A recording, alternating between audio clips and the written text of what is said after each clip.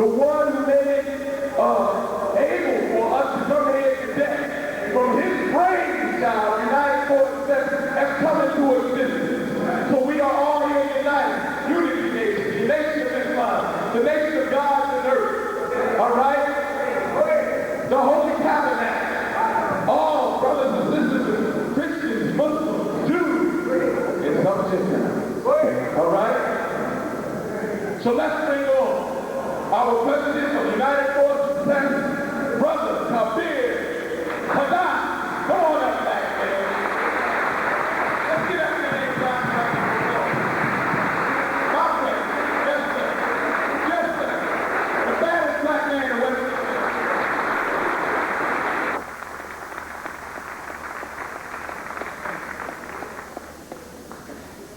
First, I want to thank the Creator for giving us this time to be together in unity here today. This is West Mali. We renamed Philadelphia West Mali. This is West Mali, not West Philadelphia. I want to thank UFS allies and strong supporters. Sister Zora, Sister Nadir, Sister Asia, Sister Zara, Sister Denise, Brother Rockmine, Brother Centurion, Brother Maurice, Brother Fred, Brother Khallid, African Internationalist Movement, Republic of New Africa, Life Force 2000, UNIA, and all the other brothers and sisters that has helped unite for success. To all the undercover cops here tonight, FBI, CIA, fuck y'all.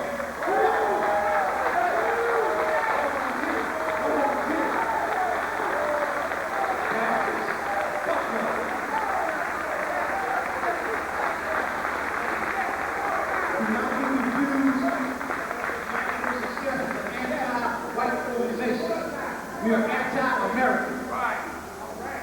We believe the white man is the devil. Do not get us confused with anyone else or any other organization. The white man is the devil. With a show of hands, I want to get a little forecast right here before we bring Brother Khallid Muhammad on. Bracket. How many brothers and sisters are willing to choke a house nigga? How many brothers and sisters are willing to take a beat down for the liberation of black people? A beat down. How many brothers and sisters are ready to throw Molotov cocktails and bricks at these damn Koreans and the white man that coming to the black community? Show of hands. How many brothers and sisters are willing to kill for the freedom, justice, and independence of black people?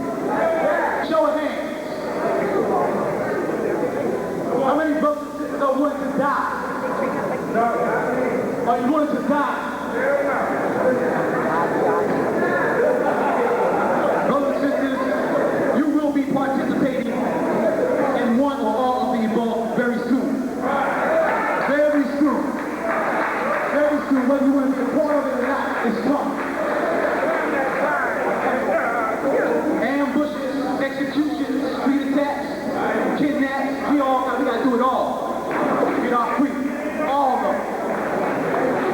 Stop hiding from the revolution, brothers and sisters. Stop hiding.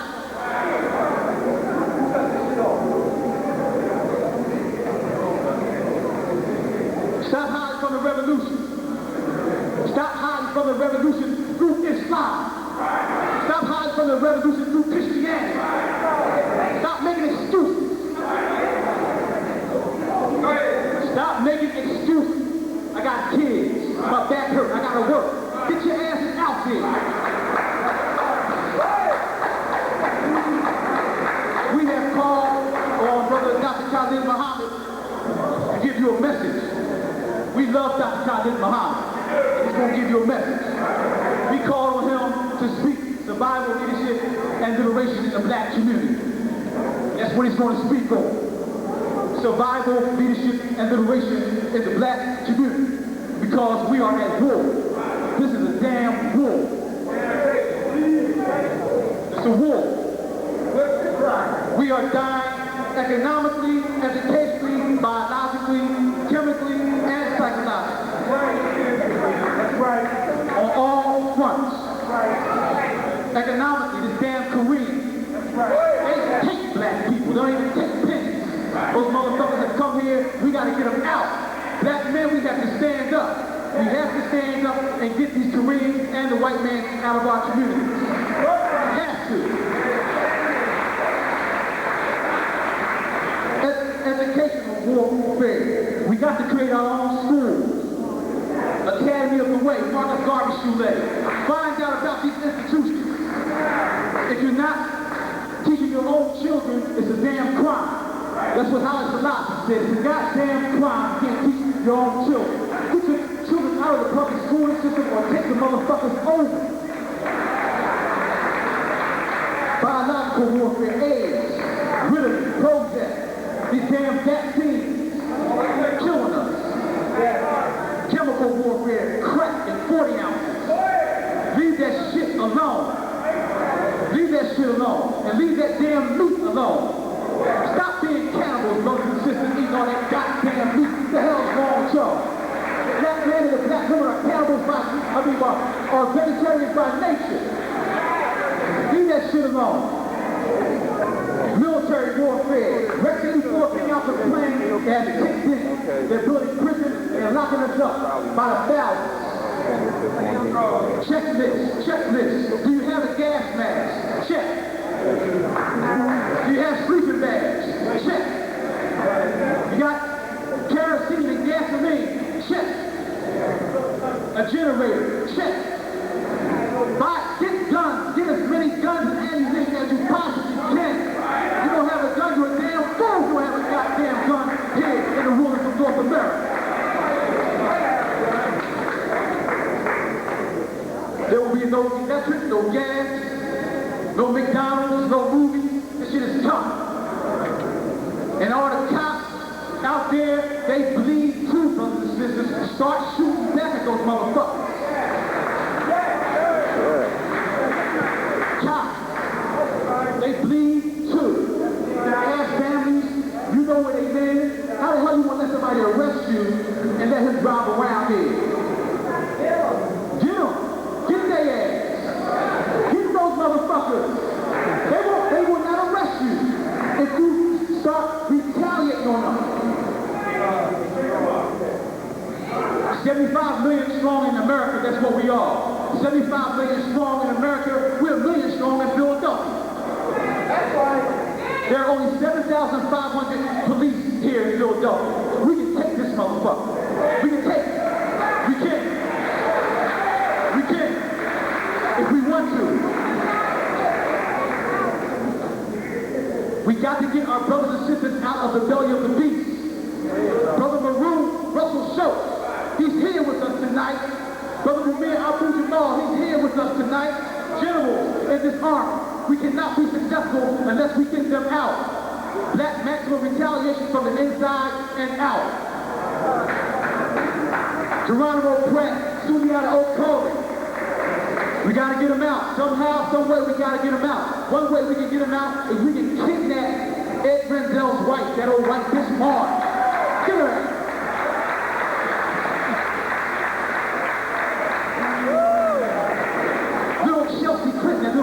That little bitch. Get it. Start taking tactics. Fight fire with fire. There ought to be some of our brothers and sisters in the belly of the beast. Start fighting fire with fire. Leadership. Leadership. Brothers and sisters, Khallid Muhammad's going to speak on leadership. You are all leaders. All of you. You beautiful black people, all of you are leaders. All of you. All of you. House niggas and politicians, they are not our leaders. Hardy Williams and House nigga, he ain't your leader. Dolores Tucker, she ain't your leader. Chocolate Top, that's Tucker, he ain't your leader. Michael Nutter, Lucian Blackwell, John Street, House niggas, J.D. Blackwell, House niggas. Police Commissioner Neal, House niggas. Ron Brown, I'm glad that House nigga did. What are you doing up in the black community? Freedom. That's all we want is freedom. Everyone talks about the house nigga and the field nigga. No one talks about the runaway slave. The runaway slave that wasn't having it. Runaway slave. Freedom. Now today we're going to bring this brother on. The first time I heard Brother Khallid Muhammad, I said, damn, he's talking about the white man like a dog. I love it. It was music to my ears. It was.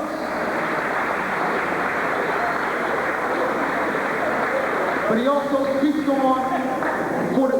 speaks on liberation and salvation of the black nation.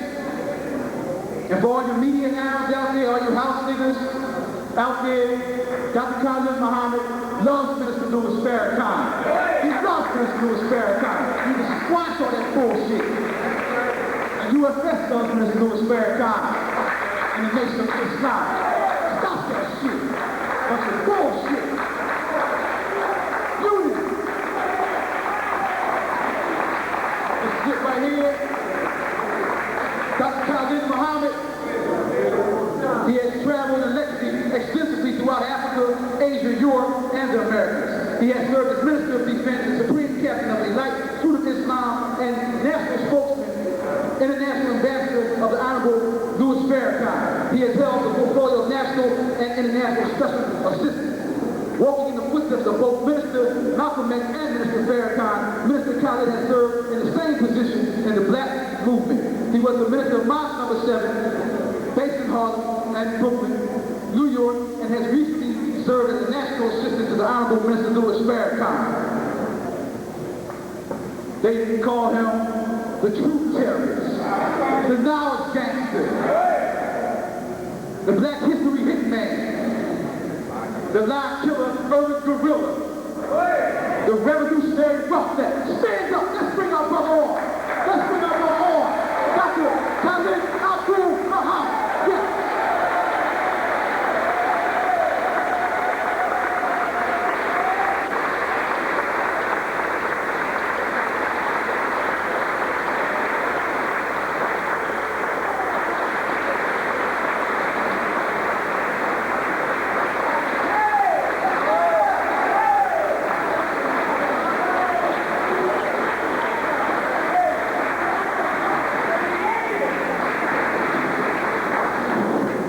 In the name of Allah, the Beneficent, the Merciful,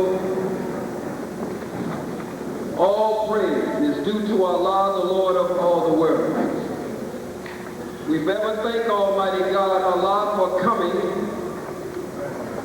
as it was written and cheap, except we, the 50 million or more, mentally and spiritually dead, black men and black women here in the hells of North America.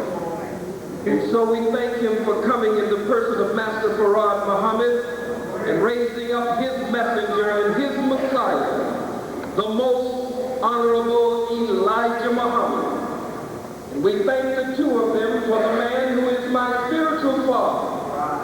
Not only my spiritual father, but my teacher, and that one who is the premier leader of the black movement today. If there was any question before about his being the premier leader, the only man that can call for 1 million and 2 million show up, and white folks still count us as 3/5 of a human being, even Stephen 400,000. Speak of none other than the Honorable Minister Louis Farrakhan. In their name, I greet you here in West Mali, what the cracker calls Delhi,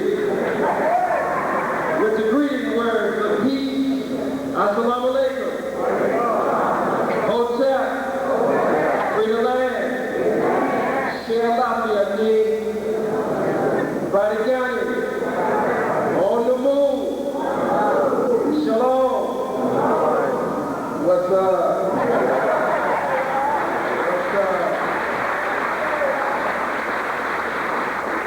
I am most honored to be here today.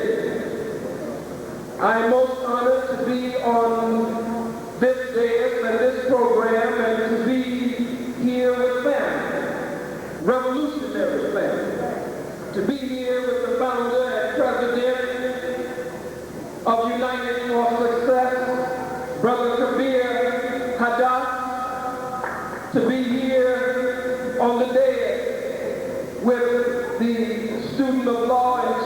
Public Relations, Brother Hiram Ashanti, and to be on the dais and the rostrum with a brother that I'm on many rostrums with, and have been for the past several years, who is shaking up Washington, D.C., Maryland, and indeed the hells of North America and the world, just graduating from law school, now having his Juris Doctorate degree, Dr. Malik Zulu Shabazz.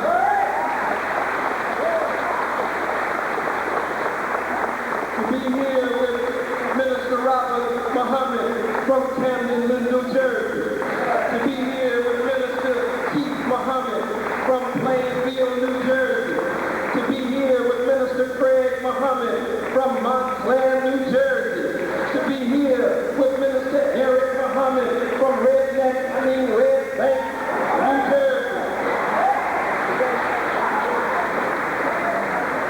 To be here today, Brother Barry has come in, Brother Muhammad, Prophet T.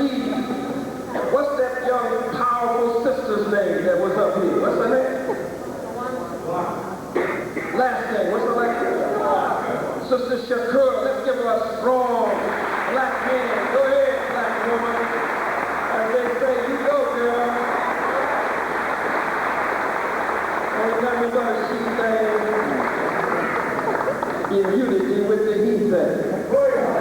To be on this dais with men and women, young men and young women who represent the Huey P. Newtons of today.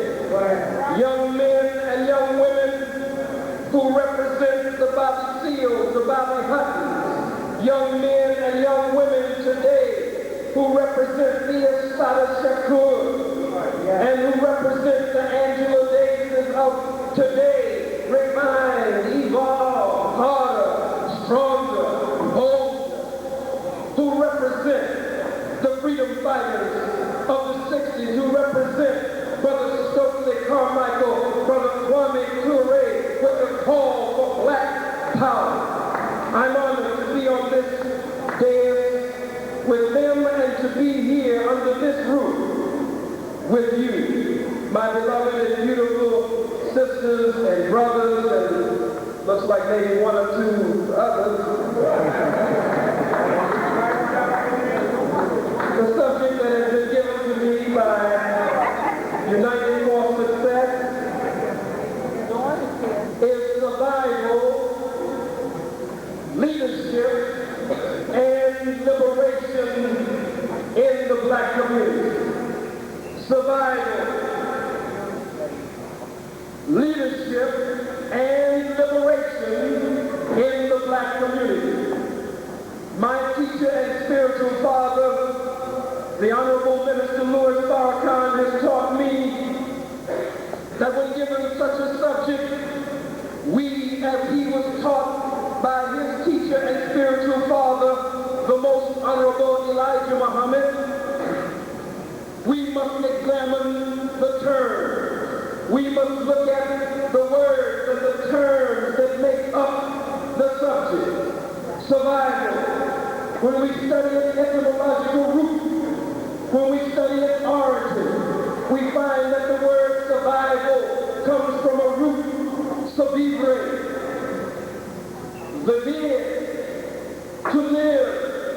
to live on. But to survive, survival means more than just living. It means to live on, but to live on and to survive in spite of or regardless to what is the question. Why do we have to call it survival? What forces are arrayed against us? There must be awesome forces arrayed against us for us to even raise the subject of survival.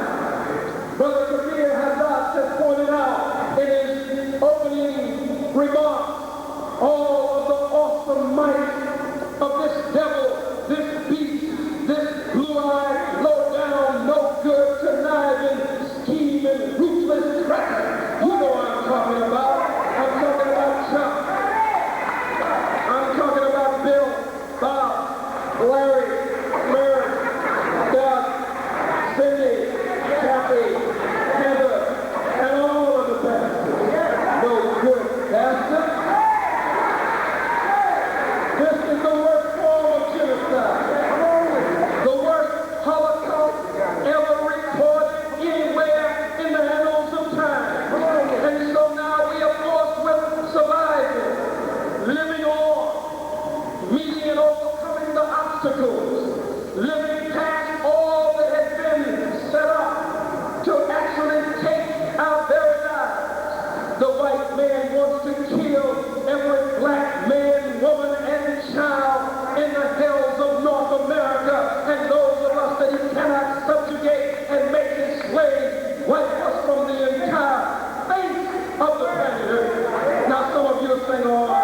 can't believe that.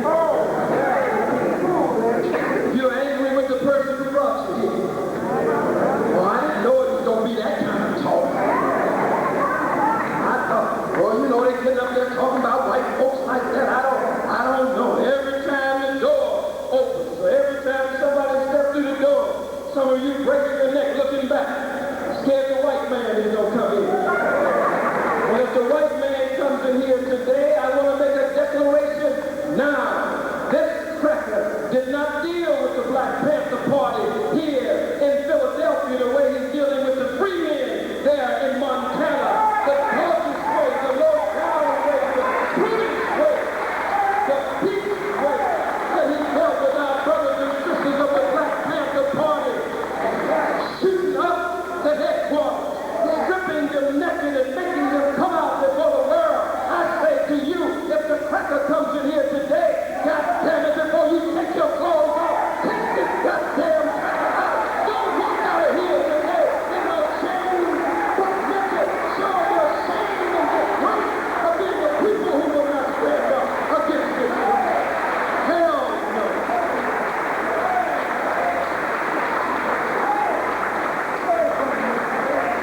Look at all of this consideration for the freemen. But what about Brother John Africa? What about Sister Ramona Africa? What about Sister Pam Africa, Sister Laverne, and others who, Sister LaRue, who've been on the front lines for us? Let me say to you now, whether you like it or not, I'm a member of MOVE, damn it. I believe in MOVE. I believe in John Africa. John Africa was a revolutionary. And the spirit of John Africa is alive and well. Crackers come through that door. You should be willing to kill, not just fight. Kill. This cracker has no mercy. He's a beast. We are working to survive the hells of North America. Survive the fire and flames of the devil. To live on life after leadership. Come on. Thank you, Brian. The Honorable Minister Louis Farrakhan has taught us that when we look at leadership and liberation, leadership to be on the point, to be at the cutting edge, to be at the biting edge, the first point of resistance, the vanguard position, the thinker, the planner, the formulator, that one willing to make sacrifices, that one willing to deny self so that the whole black nation can go free. That's what you see in the streets of West Philadelphia. When you see self-help study groups and survival classes set up, when you see manhood training and womanhood training and rites of passage courses, and when you see self-defense courses being set up, and when you have the book, Black Power and the Destruction of White Supremacy in the land called America, KKK, that is an example of leadership right in your midst here today. Look at it. Look at it. You want somebody who will get up here and talk proper.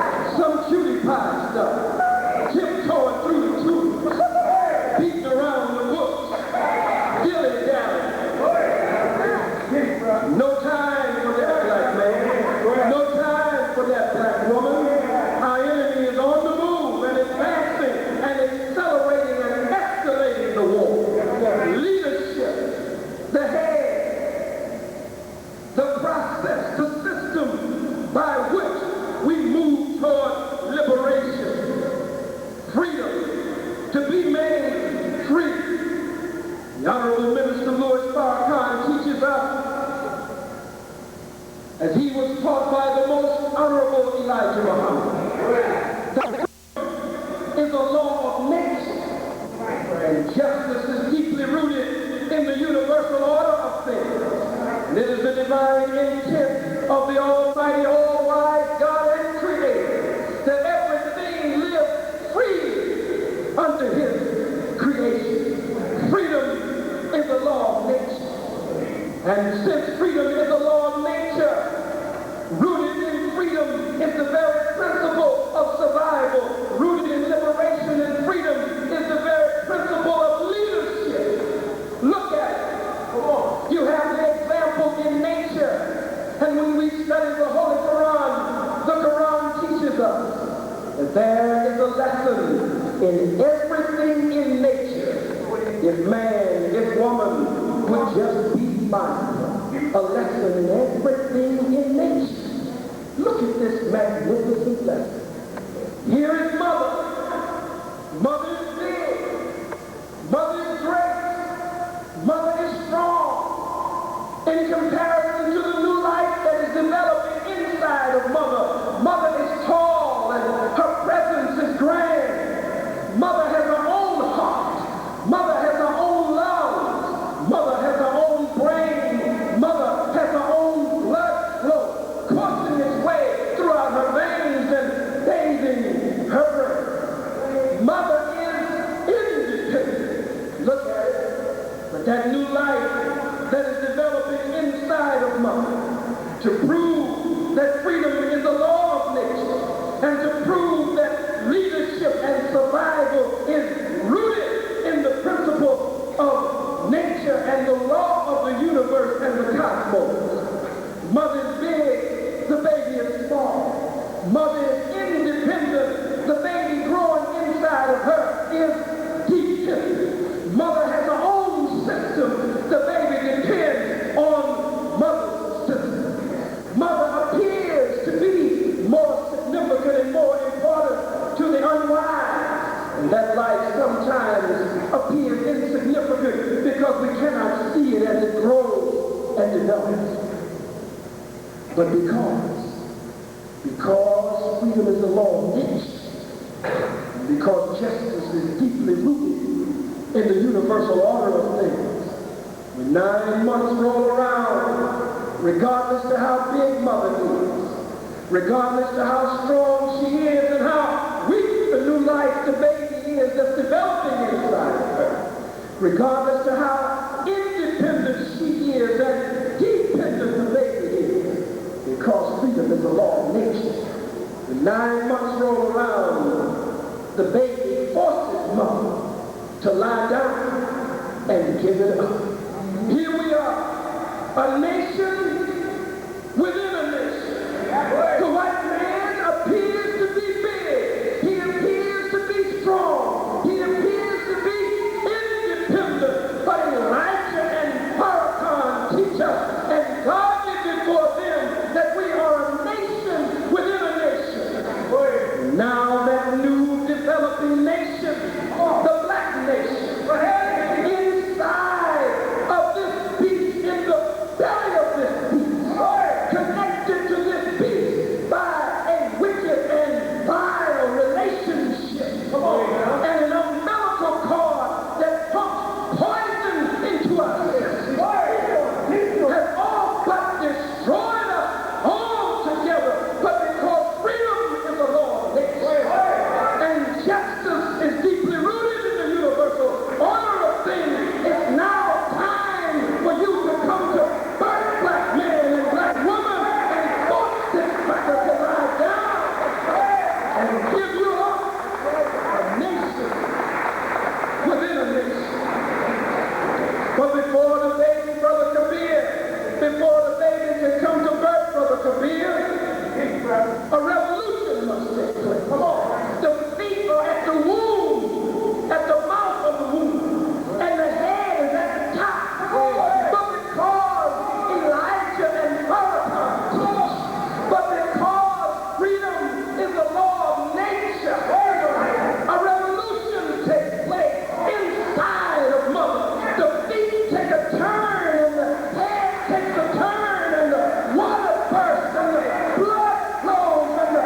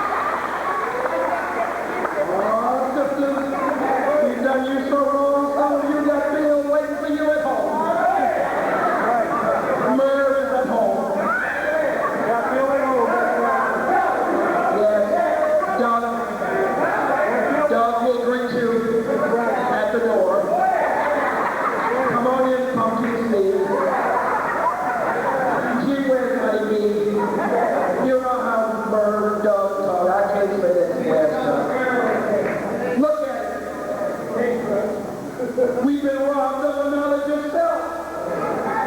Many of us lost the desire to struggle. That's why I'm happy to be here today in the midst of revolutionaries, in the midst of freedom fighters, in the midst of those who stand on the principles of black power, black nationalism, and Pan-Africanism, and who believe in separation and independence. A nation of our own. That's what I said. A nation of our own. Let's look at it. This is an example of real leadership. If we're going to move toward liberation, the most honorable Elijah Muhammad, who? The most honorable Elijah Muhammad, who? Oh, Philly, some of y'all scared to death out there. Buckle your seatbelt. If any reason this auditorium becomes depressurized, oxygen mask will automatically fall from the ceiling. Please place it firmly over your mouth and nose and breathe freely. And if you happen to have a cracker sit next to you, don't help the cracker. Father, don't forgive them, for they know exactly what they're doing. Father, don't forgive them, for they know exactly what they're doing. Is that Cindy in here? Oh, I'll be there. Cindy is sitting there right in a little narrow behind her. Cindy! Come here. What's Cindy represent the press? Let Cindy sit. Cindy will report what happened in here to our brothers and sisters who are not here today. We don't want Cindy to write a good story. It's not in Cindy's nature to write a good story.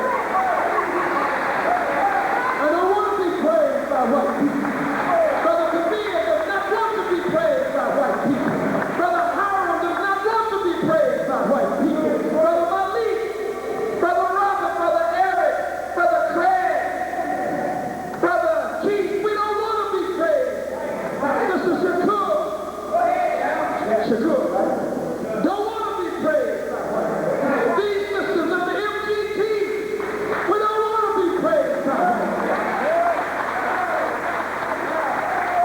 I want to be hated by my enemy. I want to be feared by my enemy. I want my enemy to shake in his boot and pee in his pants and have nightmares about this black shiny bald head in the middle of the night.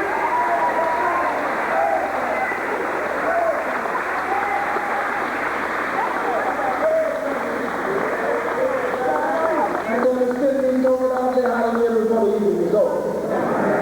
We're going to make your little radio 6 o'clock straight up and straight down. Iron and board that side, no frills, no thrills behind. Burn! Whatever phase of the media that you represent, why didn't they send a black reporter here? What in the hell did they send you here?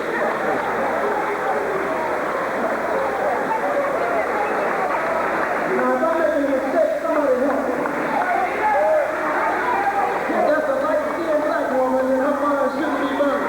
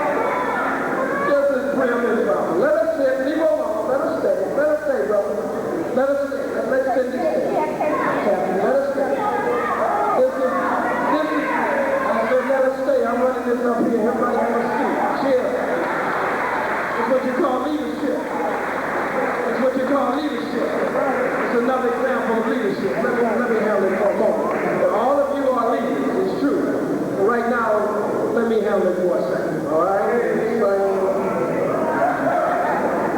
Survival and leadership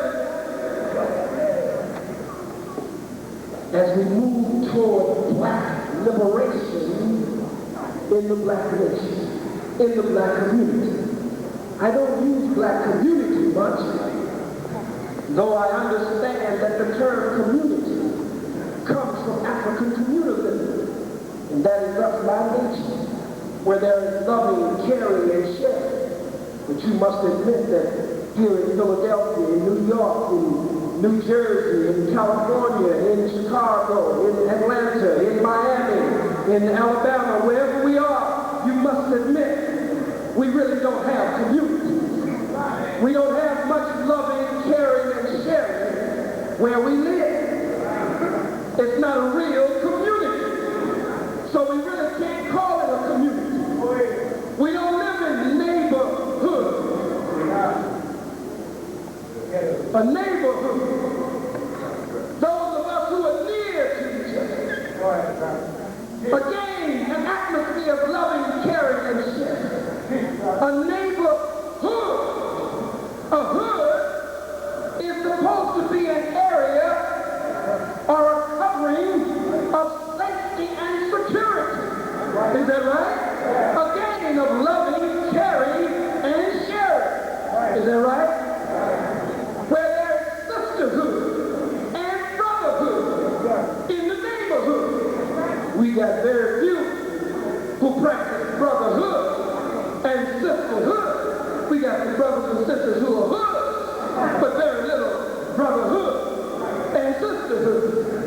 Oh yeah, we know the reputation in certain towns got for being a gangster town, a hood town, where we'll deal death to our own people just to get a piece of paper with a dead Peckerwood president's picture on it.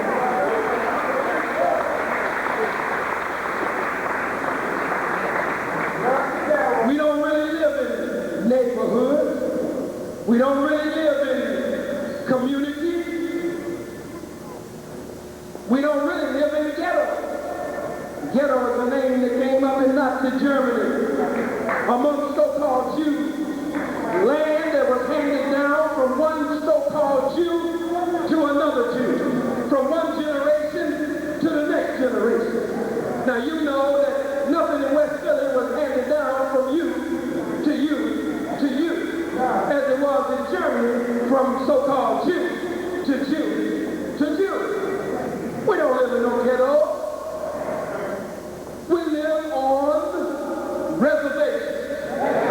Land that is specifically set aside for black people. You go north to such and such a street, as white folks would say, you run out of niggas. You go south to such and such a street, as white folks would say, you run out of niggas. You go east to such and such a street, west to such and such a street, you run out of niggas. We live on reservations. We live on a dock. It's true. And we really go from dock to dock to dock. You go out to the Philadelphia International Airport and catch one of them white those jets. Some of you going to New York to JFK. That you going to New York, you ain't going all over New York. You gonna leave the Philadelphia dock, catch them white folks jets, and fly into the New York dock. If you go to California, you ain't going all over. You gonna leave Philadelphia dock and go straight to the Los Angeles dock. You go from dock to dock to dock on a reservation. Nigga can have a car as wide as this building. Where's the nigga going? Nigga gonna get in the car, ride down to the end of the dock, turn around and ride to the other end of the dock, and get out of the car, styling and smiling and profiling from one end of the dock to the other end of the dock. Black. Dr. Maulana Correa has taught us that black is color, culture, and consciousness. And with this permission, we have added to color, culture, and consciousness a corresponding connection to the Creator, a corresponding cosmic connection. Survival and leadership liberation in the black community, in the black nation. Look at it, brothers and sisters. Here we are, faced with rampant white racism all around us. You can't deny that. Look at the Academy Awards, where they gave out Oscars. Here's a testicleless cracker named Oscar. No testicles, no reproductive, no regenerative organ, just a testicleless cracker named Oscar. And niggas going crazy because they didn't get this deformed, ill-formed, immigrant ain't no better. A cracker is a cracker. Is a cracker. And I'm not exchanging a Democratic cracker for a Republican cracker. I'm not exchanging a capitalist cracker for a communist cracker. A cracker is just a cracker. No matter how the cracker goes. It's just a cracker. Look at it. You said, why is it so hard? Don't you know, fool, if you were harder, we would be free? If you were less compromising, we would be free. Our survival would be assured. We were stronger and harder and less compromising. Liberation would be assured if you were less compromising. If you were stronger and demonstrating power, and bold and more audacious. Oh, yes, you would. Allen, he wants to be a Republican president. He wants to return to the good old days. He said when America was really America. Can you imagine that his name Jim Crow, segregation yesterday, segregation today, and segregation tomorrow until we get really independent. Huh? So he goes down there to Atlanta. Pat Buchanan. Pat Buchanan and Bob Dole, ill-formed cracker. I mean, he's a cracker, ill-formed cracker. Right all over the place, shake their hands with the wrong hand, right hand.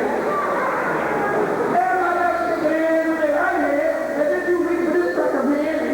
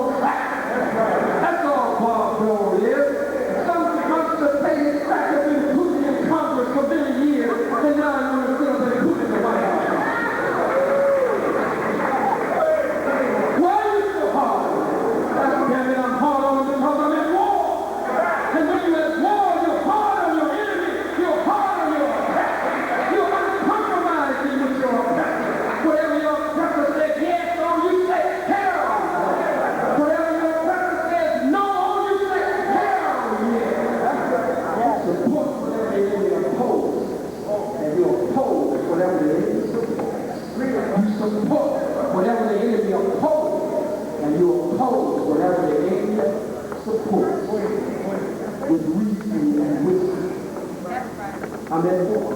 I'm a soldier. I'm a warrior. I'm a freedom fighter.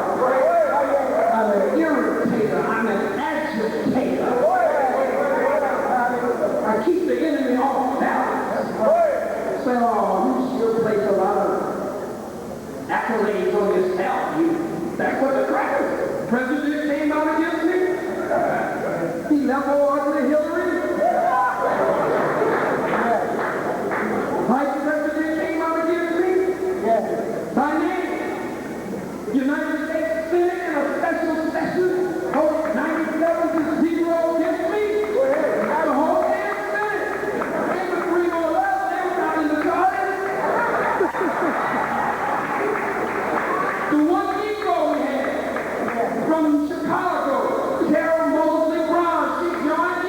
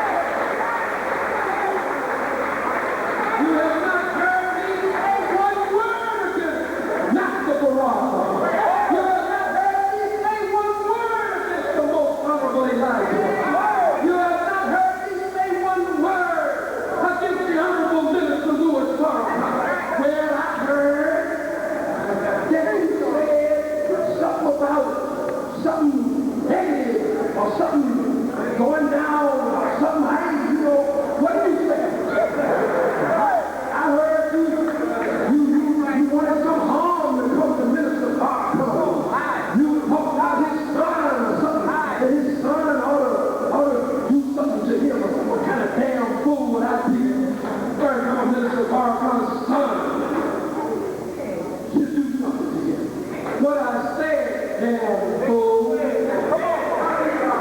What I said was, at the final Paul building in Chicago, when I was Supreme Captain, I was standing with the Honorable Minister Louis Farrakhan as he spoke. And his son, the two of us were securing him. And he said, if I ever, in words, deviate from this teaching, or if I ever, he said, in words, sell black people out, that I have taught even my babies or my children, he said, that's how dedicated I am. He said, that's how committed I am, in words, and I even taught my family, my sons, that they have the right to take my life. He turned to his son. He said, son, what would you do if I sold black people out in words or turned against our people or deviated or whatever? His son said, I'd take you out. And the audience just applauded. I mean, cheers everywhere. And he turned to me. He said, Brother Khallid, I might have been Harold X. He said, what would you do? And he pressed me first. And I kind of down my head. A few days later, I barely answered him under my breath. We were riding together. We used to ride together all. Just me and him. We ride for hours. We ride to Chicago, ride across the border of another state, just talking, just kicking. With respect. You know what I'm saying? And ride back. And I looked at him that day. He took my words out of context. Double-dealing demon. And I said to him, I looked at my spiritual father in his face. I said, Brother Minister, I said, Sunday, I said, you said what you said, and you asked your son. You know his strong warrior spirit. I said, the audience is tight in words, and they were cheering. And you asked me what I would do. I said, Brother Minister, I was in deviation when you found me. I wasn't doing all I could do for the liberation of our people. I said, you didn't take my head. You didn't take my life. I said, you didn't kill me. I said, I couldn't join that chorus that day. I said, I did not agree. I said, if I ever felt that way about you, I couldn't take that course of action.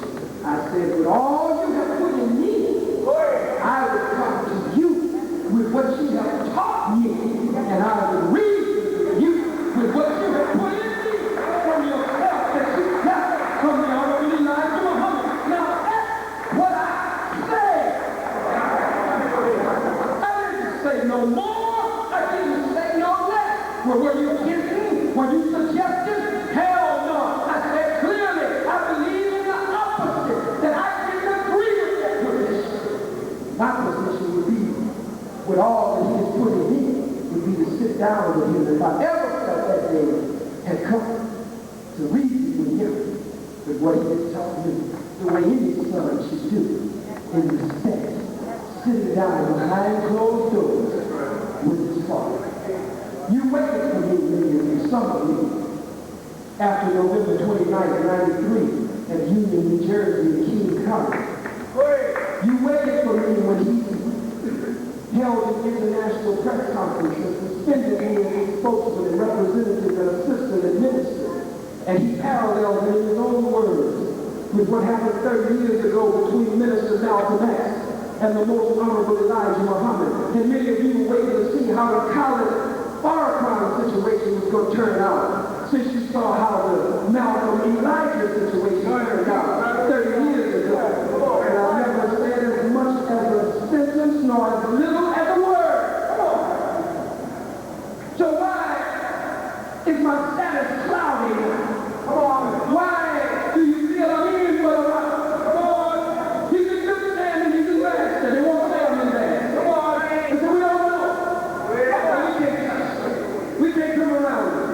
We can't all them in security. I know he almost got killed, but we have to leave him out there. He didn't kill while he's out there. I'm sorry.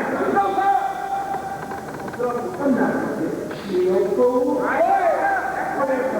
God has already proven that he's with me.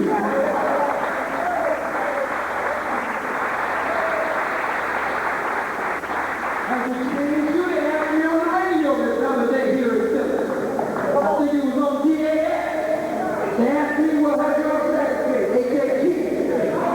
H.A.T. will have your assassination attempt changed you in yet. Made me more committed. It made me stronger. It made me more determined to destroy white supremacy and destroy this devil to crush this people. It made me more determined to survive, to move toward black liberation. I thought I should take this opportunity because there's so many different schools of thought, so many camps in the house. That's why I opened up. Assalamu alaikum. Hotel, Green Lane, Black Law, Black Power, on the move, peace, all the gods of the earth in the house. You know what I'm saying? And then what's up? Praise the Lord. Judge everything. Because we one family. These greetings don't separate us. Oh no, that's not what to separate us. So this is the day of the separation. To separate the wheat from the tare. This is the day the sheep from the goat. This is the day. The most honorable Elijah Muhammad said, separation is the key to our survival.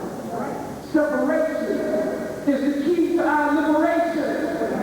Separation is the key to the black nation and the black community. He said separation is the best and only solution. If he would have just said it's the best solution, then you could say that's some other solution. But he said it's the best and only solution. Get your final thought. Newspaper, look under what the Muslims want. He said the best and only solution. Get your Muhammad Speaks newspaper. Look at what the Muslims want, what the Muslims believe. The best and only solution. Get your message to the black man. It's in there.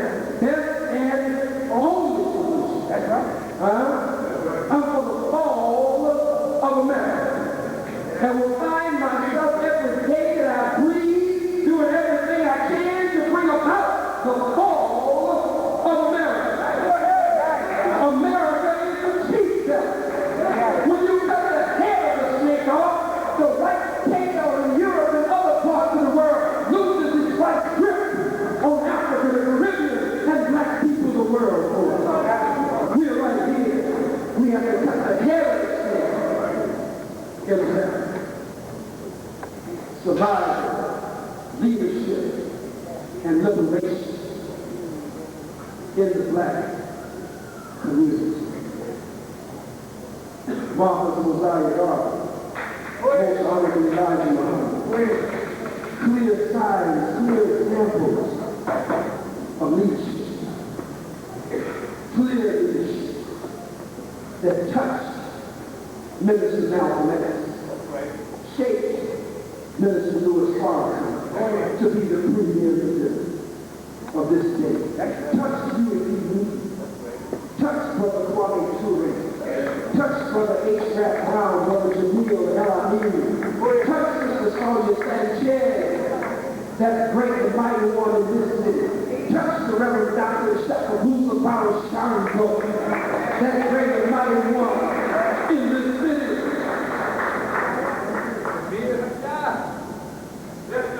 Brother Kabir Hadas, the living example of that word. Mr. Garvey said, when they arrested him, they locked him up and put him in chains. The old Jew cracker, the prosecutor, Judge Maddox, and Julian Mack. They said, we got the tiger in the cage, we got the lion in the cage. And Mr. Garvey said, yes, but he left big cubs in the bush. Kabir Hadas is one of the cubs in the bush. Malik Jr. is one of the cubs in the bush.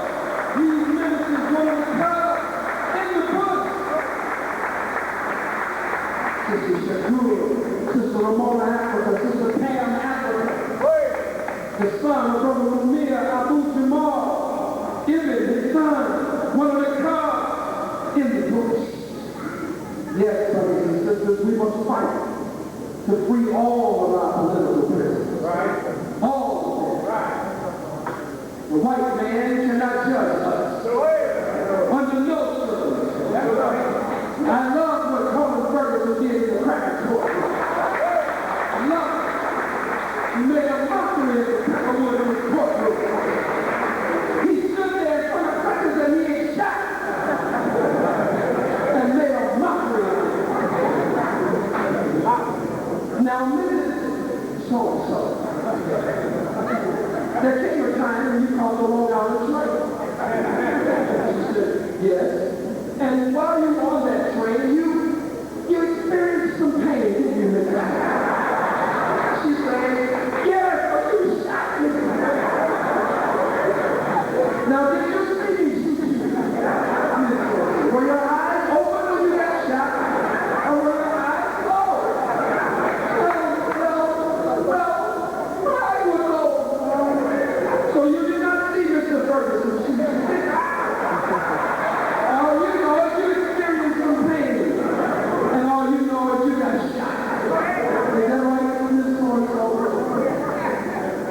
I love Khallid Ferguson. Khallid Ferguson killed someone.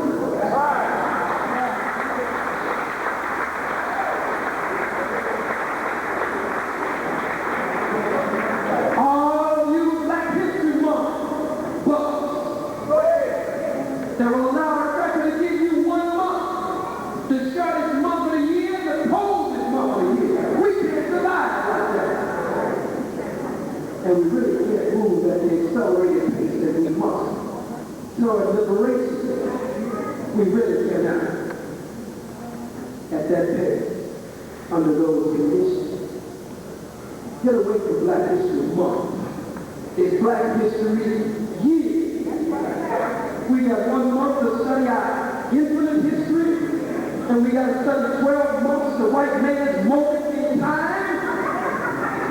This makes no sense. Those of you who claim Black history, go in your homes, you got pictures all up on the wall. It's safe to put Malcolm's picture up in your home. You see Malcolm's picture here, he's a revolutionary. Some of us got a picture up in the home, because Malcolm ain't here to make no demands. That's right. Malcolm was here, you wouldn't stand with Malcolm. Malcolm was here, you didn't put your arms around him. You didn't give him love when he was down, when he was hurt, when he was broken-hearted.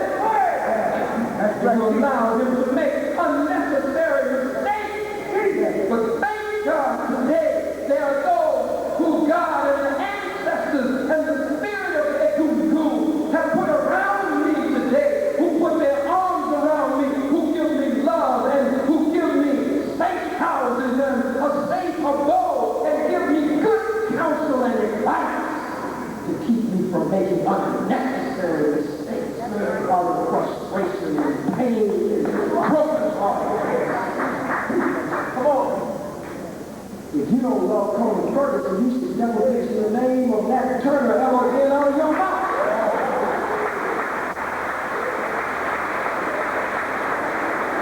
You want to talk about Nat Turner because Nat is gone. Nat is not in West Philly. That's right. If Nat was in West Philly, on the 5th floor of the Renaissance building, right, in those days, calling you to take care of business, to go from plantation to plantation, cutting white throats and killing white dogs. You'd be like the Negroes on the radio here in Philly. That's what I got off the radio. You didn't call that punk stuff while I was on the radio. Even the sister who had me on the radio, Bill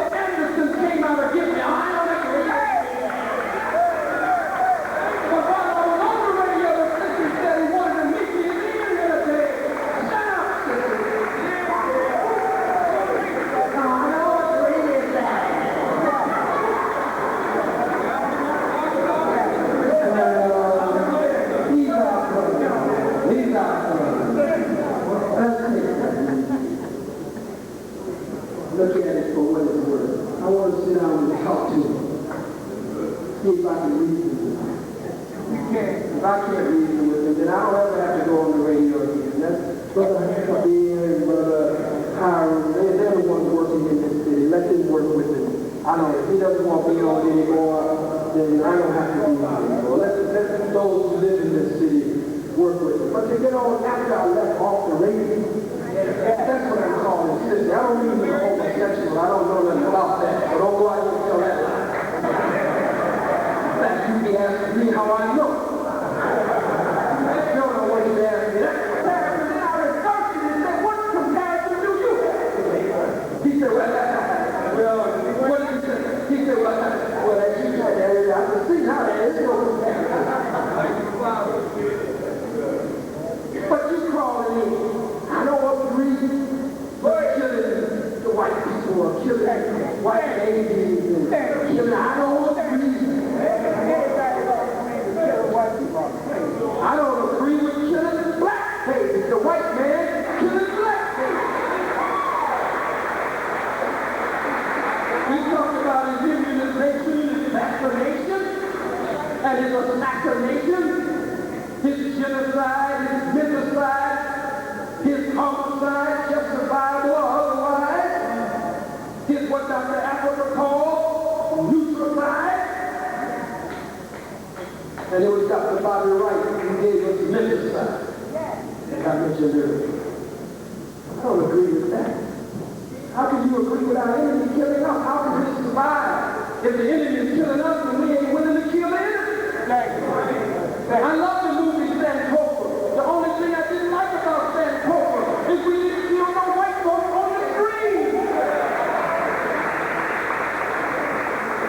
Every time the president got ready to rape my sister, we saw him violently rape her on the screen. God damn it, at the end of the movie, when she's standing there with a machete in her hand, and the crackers coming down through the sugar cane, we saw it every time he raped her. We don't want to imagine. We want to see our sister hitting and cutting and slicing. We want to see her head rolling. Make the movie, right? We saw when he raped her. How many saw when he raped her? Now let's be honest. Can we be honest? Kind of, sort of, somewhat.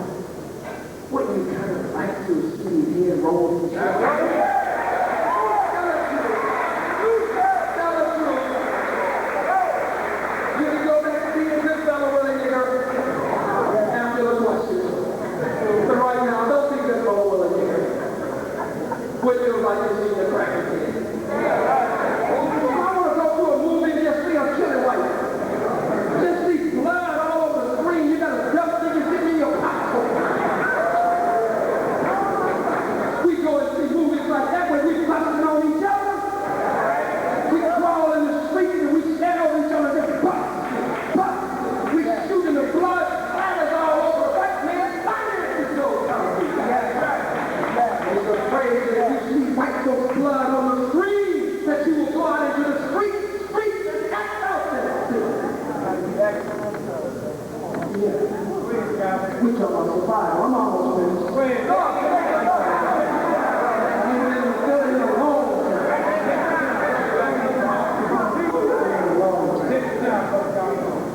We're talking about survival, leadership, and liberation in the black community. You got to get rid of this white Islam, white Christianity.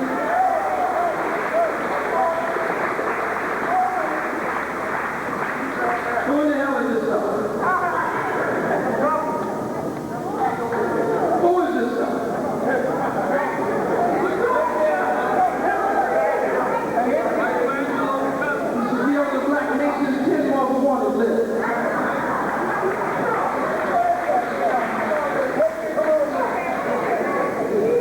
Who is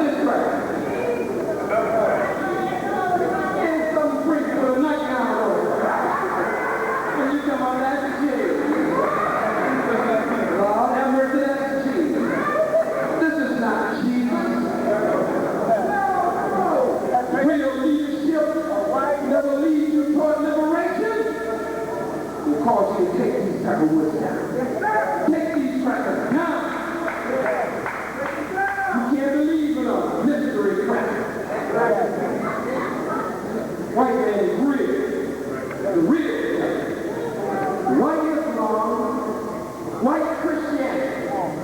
Some are even wiping out Europe. It's true, you go over to some parts of Europe land, and some of them have moved in white women. I'm not lying. Brothers and sisters, you deserve a break today.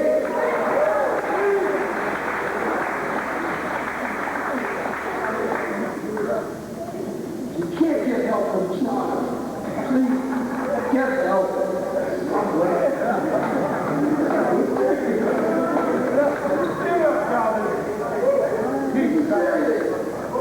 We over Europe land, you got some fat, funky white woman over there? Yes. How does she get clean with the Orisha? This is sacrilege, this is violation. How do you teach our power to the enemy and try to orientate the enemy into our power? White Islam, white Christianity, white Europe, even got white black studies. So they go to two niggas from Harvard University. Cornell South.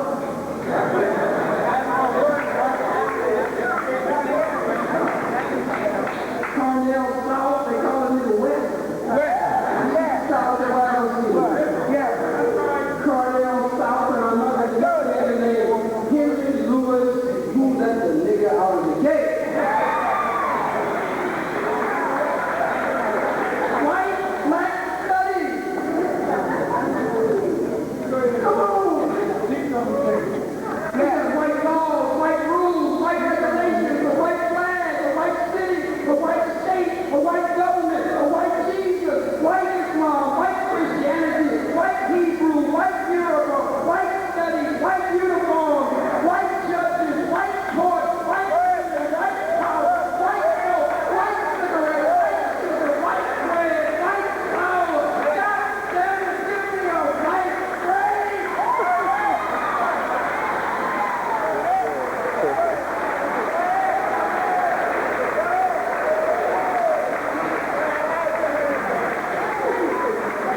Don't push you call out close to the air. Try not to take your bed. Don't push me. I said I'm close to the air.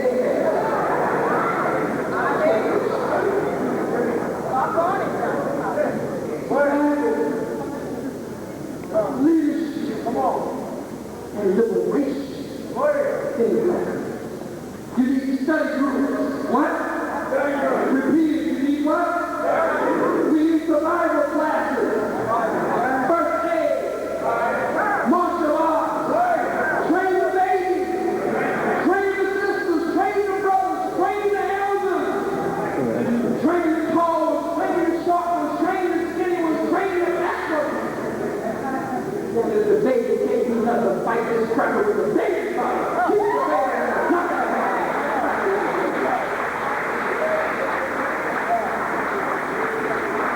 these black theology classes. Study the Quran from a black liberation theology. Study the Bible from a black liberation theology perspective. You don't study from a black liberation theology perspective the Bible and the Quran, then you might as well put them in the garbage. And then take the goddamn garbage can and fight the cracker with the garbage.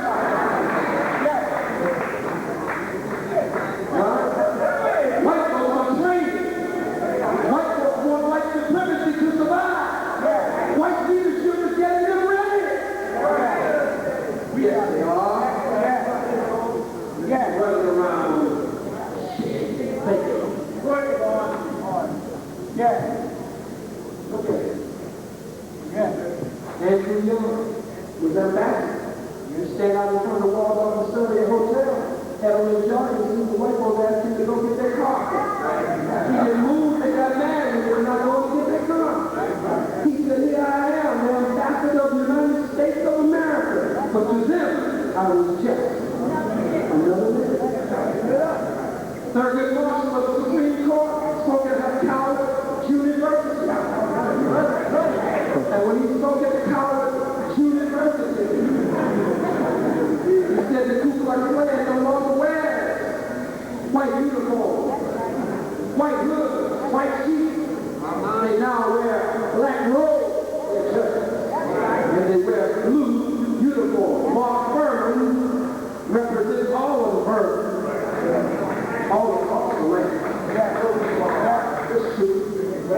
got the nerve to argue with our sister Ramona and others in the courts right now.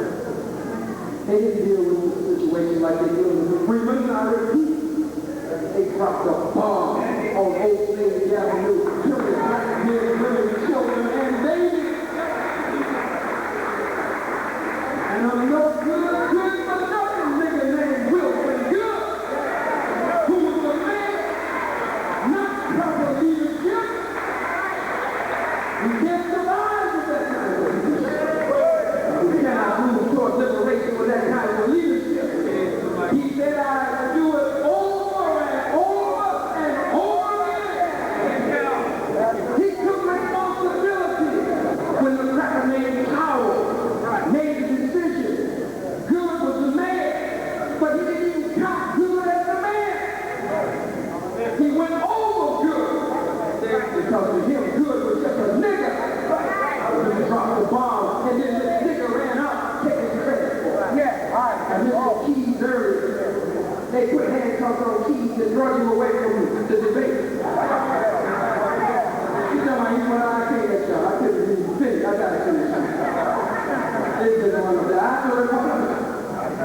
And I was like they deal with the Freeman. I repeat, they dropped a bomb on Old Slave Avenue, killing black men, women, children, and babies. And I'm no good for nothing nigga named Wilson Good, who was a man, not proper leadership. We can't survive with that kind of We cannot move toward liberation with that kind of leadership. He said I would do it over and over and over again. He took responsibility when the cracker named Howard made the decision. Good was the man, but he didn't even count Good as the man.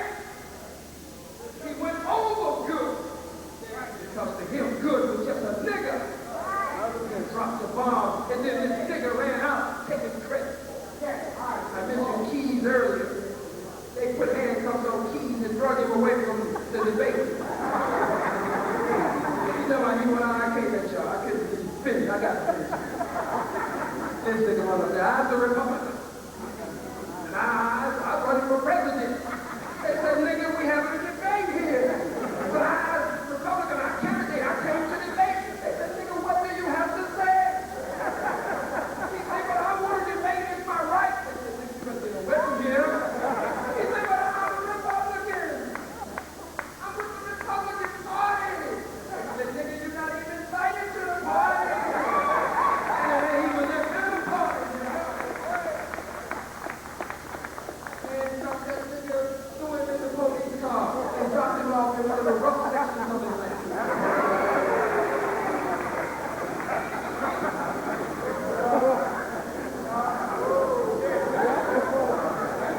Cut off entitlements, as they call it, food stamps, medical benefits, quota systems, affirmative action, which ain't never been affirmative action. We want reparations. Reparations or else. Reparations or else.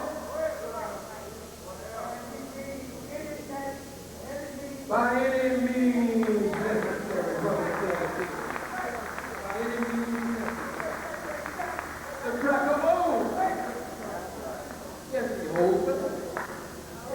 And we don't just want some paper again with some dead Peckerwood president picture. Cracker come up with all kind of funny money. They come up with some new funny money. Let's see, this new cracker. They got this cracker with the new bill with look at this stuff. This is wow. If I came from a coloring book on this brother, this is like Monopoly money. It goes straight to hell. Do not pass go and do not collect $200. Look at this cracker. Ugly cracker, Ben Franklin. They give this cracker a facelift and move him to the side. We don't want reparations that will just deal with this. We want gold, we want silver, we want natural resources, we want land, we want some of this good earth that we can call it our own.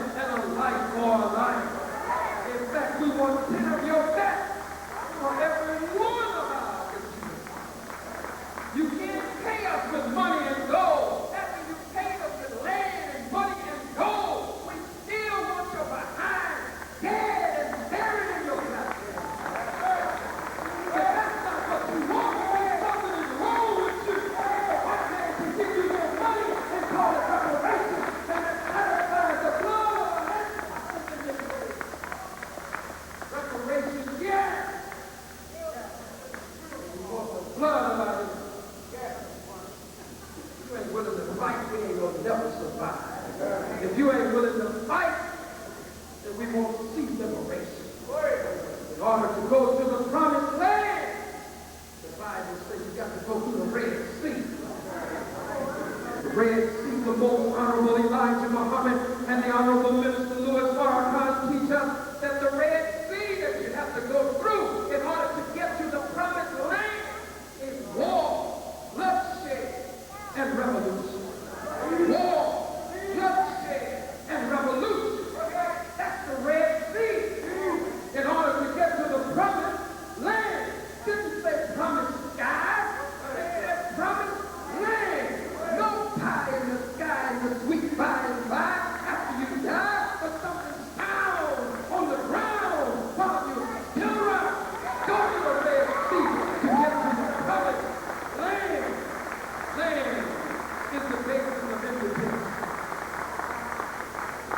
Okay. Next time. Woo. Next time. I got so much here. I'm about to become black again.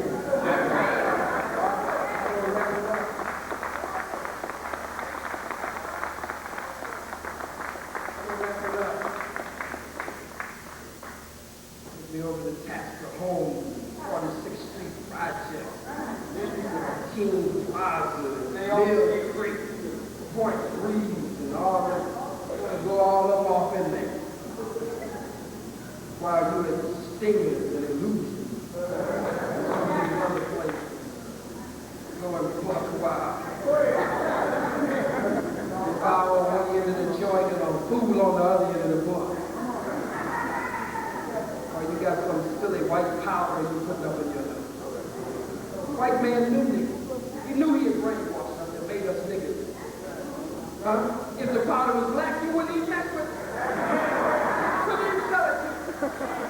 I ain't put that black stuff up in my... I ain't shooting. He made it right. He knew what he was doing. You don't know what you're doing. Deaf, dumb, and blind. Dead, mentally and spiritually in the head. Hard to lead in the right direction, but easy to lead in the wrong direction. People who believe that it's all right to do wrong and all wrong to do right.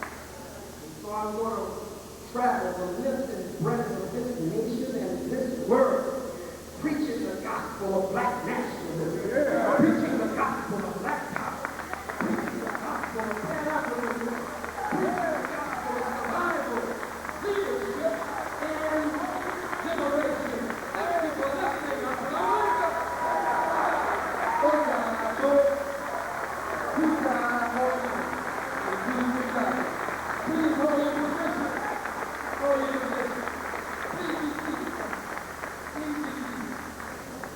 How many of you understood what you heard? Please don't lie out there.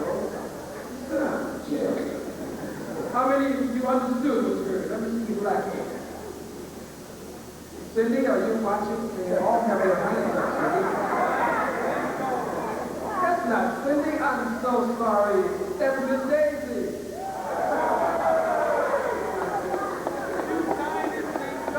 We got a lot of damn nerves. Either you saw or you lost it there. You got no. You got a Novocaine brain. Who are you writing for? Huh?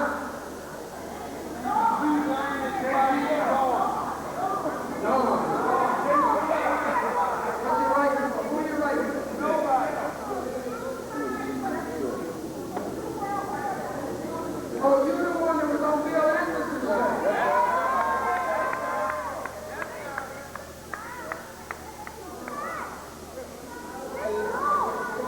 Well, everything I said about you still holds true. Why do I do white folks like that? When they come up in a meeting like this, they're supposed to be uncomfortable. Supposed to be uncomfortable. How many of you believe what you heard to be the truth and good for black people? Let me see your hands. Hands down. How many of you don't believe it's the truth and good for white people, for black people, and you're nervous now because it's the white folks? Let me see your hands. How many of you don't know what the hell you believe? Oh, we know you don't know what you believe.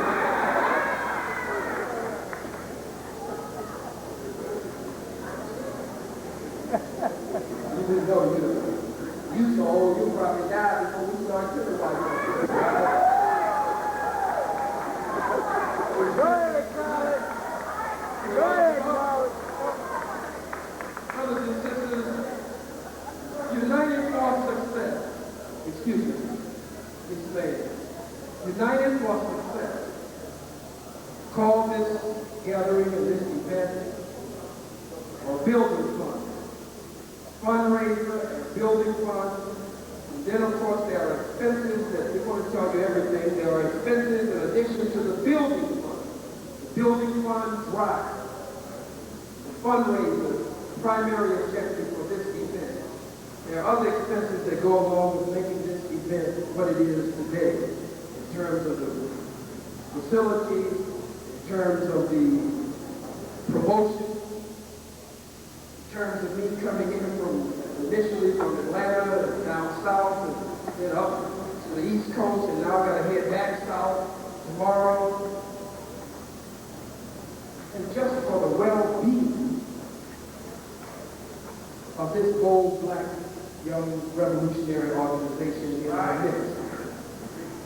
Freedom is a law of nature, but freedom ain't free. And the white man is not going to finance this, and even if he would, we wouldn't accept his finance. That's right. Because it would taint what we are doing. We want to know, how many of you will make a donation today? First of all, just let me see your hand. If you'll donate anything, let me see your hand. Hands up, let me just see it. If you'll donate anything, you've been giving to everybody else. You gave to Eastern Steel.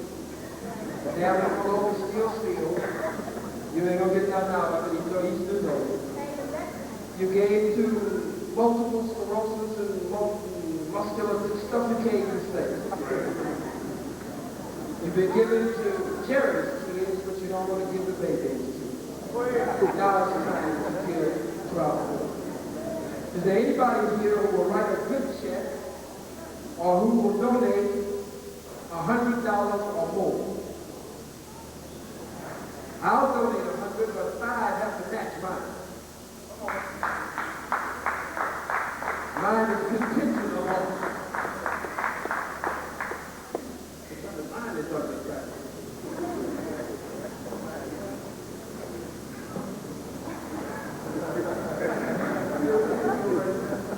This crap. There you go. Who would donate $100? 100. I'm the one. Who will donate 100? Or who will donate 50 and somebody will donate 50 together? That's 100. Who will write a good check, which we can take food stamps before Newt Gingrich will take them all. And it's going to force us to do something for ourselves and build a nation of our own when they take all of us freebies and goodies and giveaways. What's your name, sir? Brother, I'm sorry. How much, Brother Howard? I'm sorry? Brother Howard, $50. Give no black hand, brothers and sisters. Come on, give him a better hand than that. $50, Brother Howard. Don't leave right now. We might have 1 or 2 questions. Is there anyone who has questions? Any questions? No questions? Any questions over here? 1 question. Any questions over here? 2. Any questions over here? Okay, 1 question. Any more 50s or 100? Good check. Come on, brothers and sisters. We're going to raise some money here today. At least $1,000 or more. 50s or 100? Who will write a good check or who will give 50? All right, I'm going to give it up. You'll come back up. After you thought about it. Any sisters that tip out and go in your safe deposit area? Tip out, go in your safe deposit area and come on back. Any 20s in your board? Work, we used to say in the 60s, it's all about the cotton, all about the work, the struggle for our freedom and independence. Make sure to pick up a copy of Black Power and the Destruction of White Supremacy in the land called America KKK before you leave here tonight. It is a must reading among us. We were talking, whispering about Brother Kabir and Brother Malik, and I was sitting back there. That's what made me get up, talking about all those who were there in the 60s that we read about today. That's what I see in the Kabir, the Malik Zulus, the Harold, the Brother Bilal, and Sister Lauren, and Sister Shakur. one, Shakur, and others. That's what I see in the sisters and brothers that I see on posts around the what's your name, and all these wonderful children, and Nigeria and others that are around. Let us give them all again a strong black hand. Let's give yourselves a hand, because you are the freedom fighters and you are the revolutionaries. From all the schools of thought that you have come from, you realize that we have common goals, common objectives, common enemies, and that we must work for the freedom and independence of our people. Let's not make these, let's allow and make these labels that which will be barriers between us. I thank you again for whatever you have contributed in the cause of truth, and I thank you again for your patience and your attention. And I hope that something that has been said here today and done here today, even in a small way, you will find it meaningful as we move toward freedom and independence, liberation and salvation, our resurrection and rise. Remember, I want to shake your black hand, and I'll take some questions. I turn this meeting back over to the hands of the President and founder of United for Success and the author of this powerful black power and black revolutionary work, Brother Khallid Haddad. Khallid Muhammad, for his brother. Round of applause.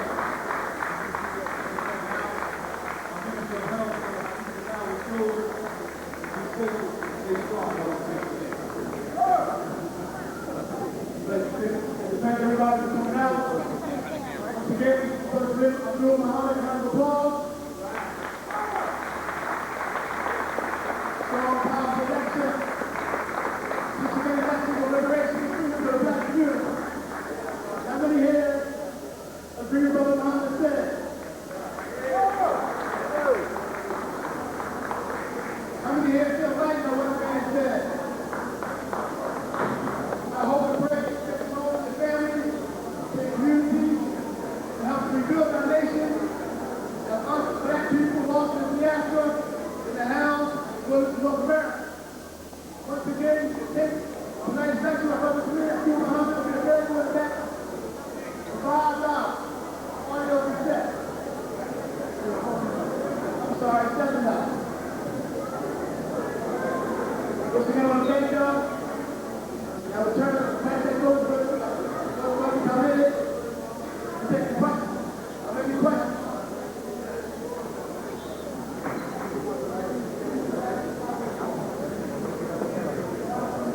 Well, do the time, do the shorter for time.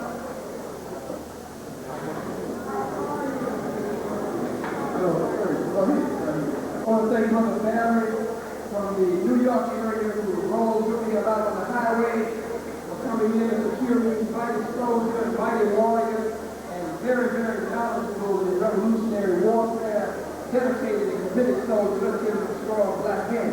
Brother, we can on the point. Brother Khallid, and give Brother Khallid and other soldiers, what's your name, right? Brother Abdul Rahman, what's your name, right? Brother Kenyatta, your name, sir?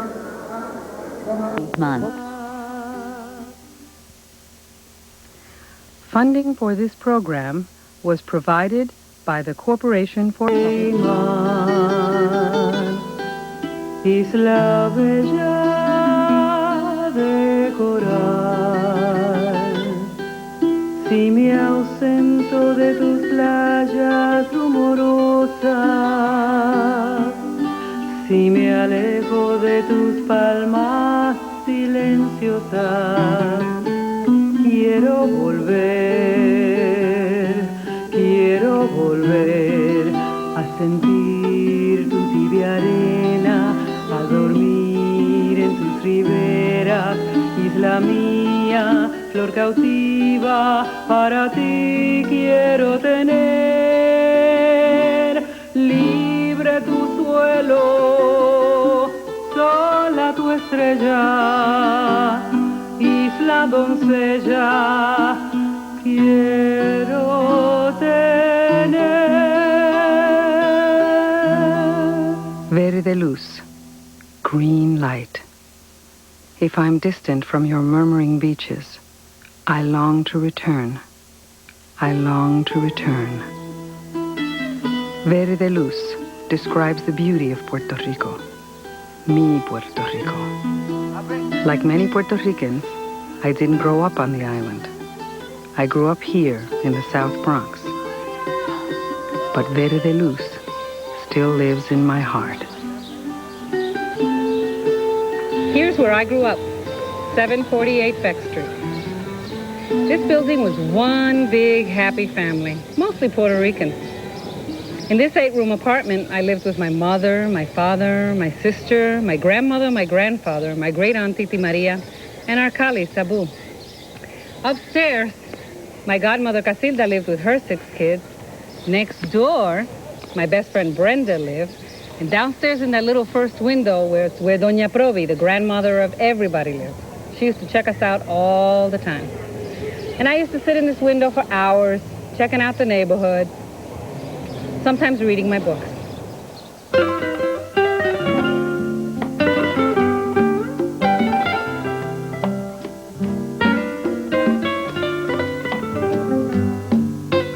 It's the first time in some 20 years that I got off at Longwood Avenue and walked up the block to my old neighborhood.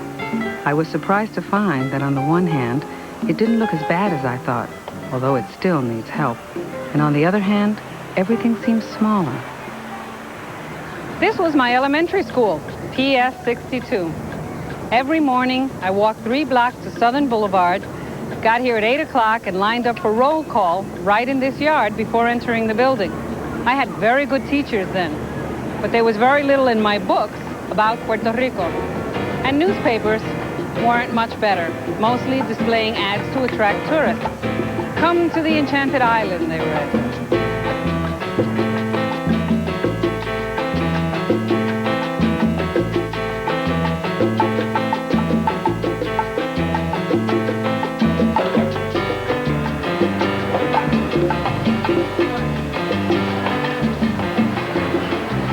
Our movie theater. Right here, my best friend Brenda and I saw Rita Moreno in West Side Story about a dozen times. I also remember that in 1950, my baby sister arrived along with a brand new Zenith TV. And you know, I don't think I ever saw a Puerto Rican on television until I was about 20 years old. We're going to leave my childhood home in the South Bronx so I can show you a Puerto Rico beyond West Side Story in postcard images. Mi Puerto Rico, a land culturally united and politically divided. I was 12 years old the first time I visited Puerto Rico.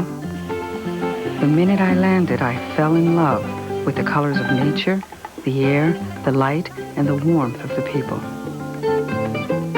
Since then, I have learned that Puerto Rico is really 4 islands, an archipelago set in the middle of the Caribbean.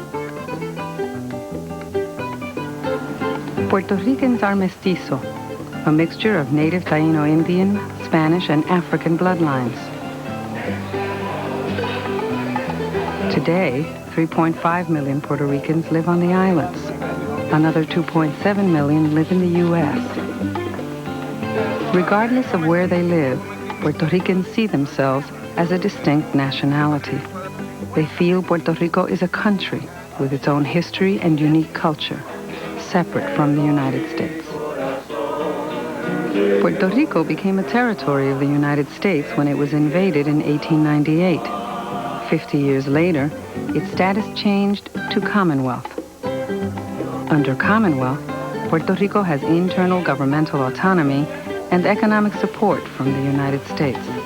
In exchange, the United States has ultimate authority over Puerto Rican affairs and keeps a dozen military installations on its soil. Join me as I visit my 2 homes, mis dos casas.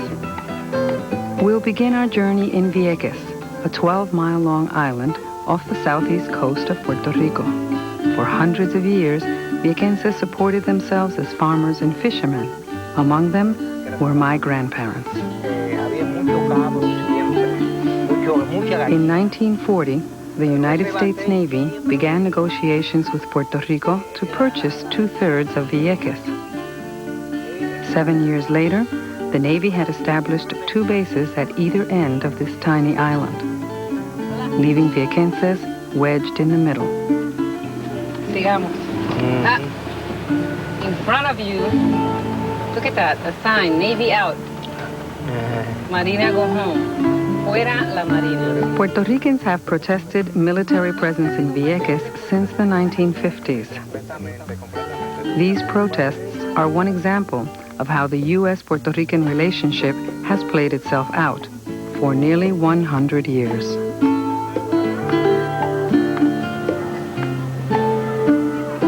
This is the Plaza Isabel II. This placita, like those in every town across Puerto Rico, is the heart of El Pueblo. But in one way, this town is like no other, because periodically notices are distributed and posted cautioning Viequenses of scheduled bombing runs to take place on both ends of the island.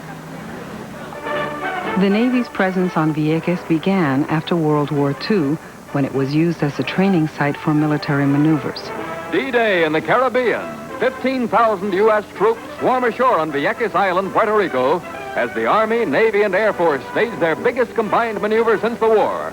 Over the years, these maneuvers and bombing runs have almost destroyed the fishing industry and the island's economy, forcing many Viequenses to leave, including my grandparents.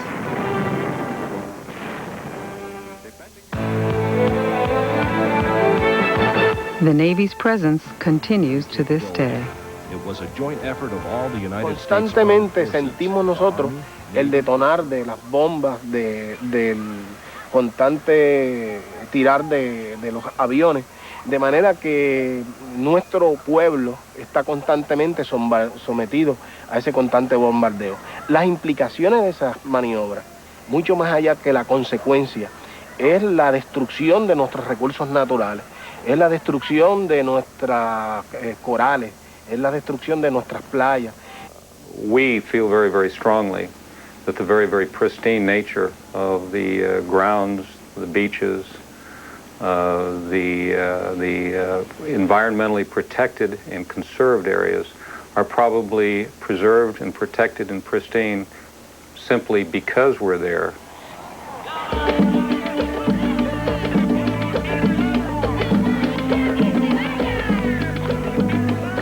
Hay quienes se oponen a la lucha de la Marina en Vieques porque hace daño al ambiente y son los defensores del ambiente.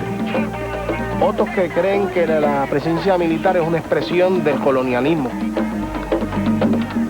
Y otros pues hacen presencia dentro de esto desde su concepción anticolonialista.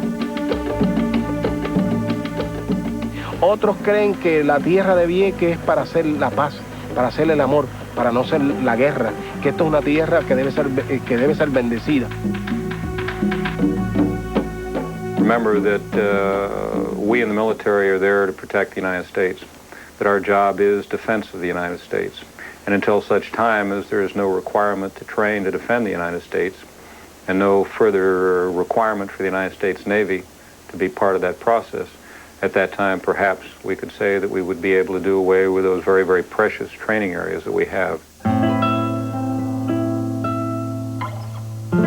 On my trip from Vieques back to the mainland, I wondered how many more years of clashes would take place between the Viequenses and the military.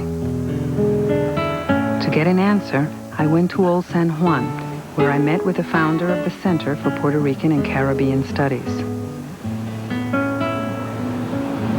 My family is from Vieques, and I was recently there, and I was appalled to find that 72% of the land belongs to the military, that they're still there. Why? No, it's the same old story that Puerto Rico, even under Spain, was a very important stronghold for the empire, for maintaining the empire here in the Caribbean. So it seems to me that as long as the military is there, the Puerto Riqueño is always going to try to get them out, and there's always going to be a clash. There always will be a clash, and we will be claiming for the return of Vieques to Puerto Rico. Listening to Don Alegría, I began to understand that, simply put, Viequenses want control of their island. A very important stronghold. I believe what Puerto Ricans also want is control over their cultural and political destiny. We often say, if you have 10 Puerto Ricans in a room, you can count on there being 1,000 opinions. In the debate over Puerto Rico's relationship with the U.S., many support the status quo, Commonwealth. Others want Puerto Rico to become the 51st state. Still others want complete independence for Puerto Rico. One thing everyone can agree on, though, is that the preservation of language, culture, and history is crucial to our survival and dignity, our dignidad.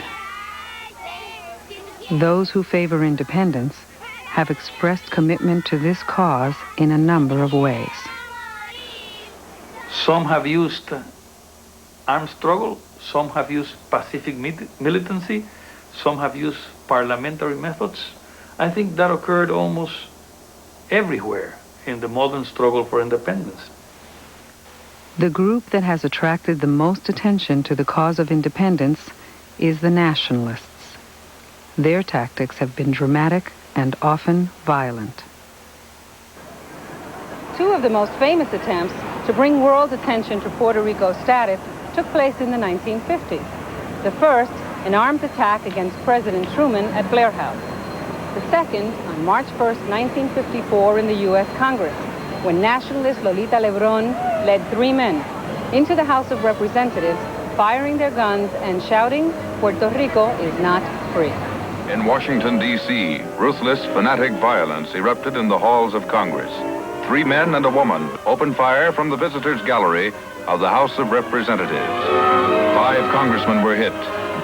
Estimates of the numbers of shots fired range from 15 to 30, and each bullet hole found is a grim reminder to those who were present of the terrible surprise attack. The gang was held at police headquarters as a widespread search was launched for others who shared in the plot. To Irving Forrest, Rafael Miranda, Mrs. Lolita Lebron, Andre Cordero, the gun wielders, and to their accomplices goes the evil distinction of having perpetrated a criminal outrage almost unique in America's history. Wanton violence that shocked and stirred the nation and did only harm to the cause of the Puerto Rican people. This type of extreme radical activity is not well thought of or accepted in a stability of an American form of government, a democratic form of government. That's probably the worst type of activity if you wish to have your cause heard and decided positively. Congressman Paul Kanjorski and Bill Emerson were pages in the House of Representatives the day of the nationalists' attack in 1954. But when I looked up, I could see people with firing guns and a woman trying to unfurl a flag.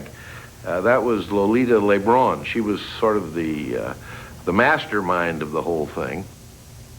The element of which Lolita Lebron was a part was a small element in Puerto Rico. As a matter of fact, the group itself never outnumbered 500 people. I look back on it as an incident in our history, but not one really of profound significance. In 1952, Puerto Rico had become a commonwealth of the United States. The next year, the U.S. asked the United Nations to change the definition of Puerto Rico's status from colony to freely associated state. The UN complied. But the nationalists believed Puerto Rico was still a colony.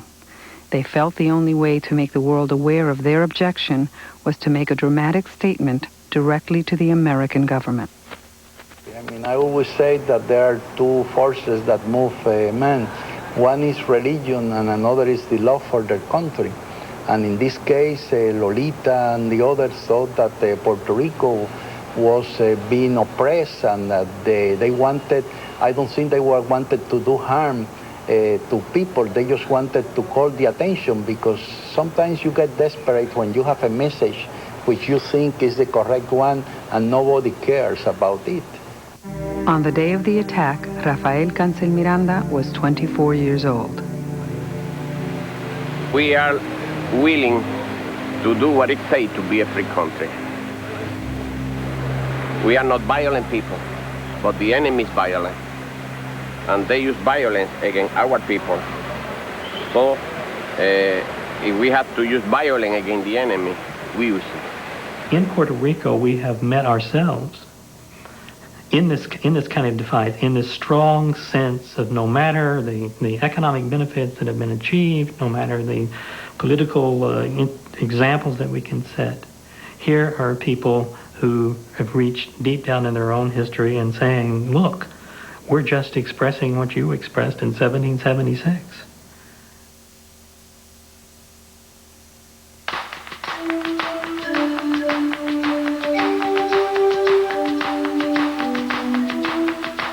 Borinquen, for thousands of years a lush paradise inhabited by Taino farmers and fishermen.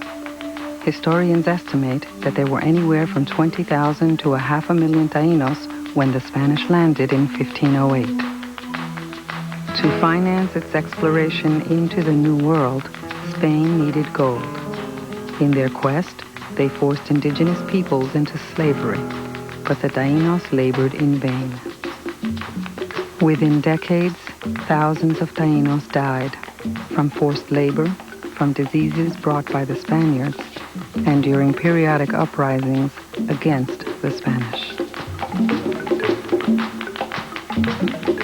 By 1582, only a few hundred Tainos remained, hidden in the central highlands of an island the Spanish renamed Puerto Rico, rich port.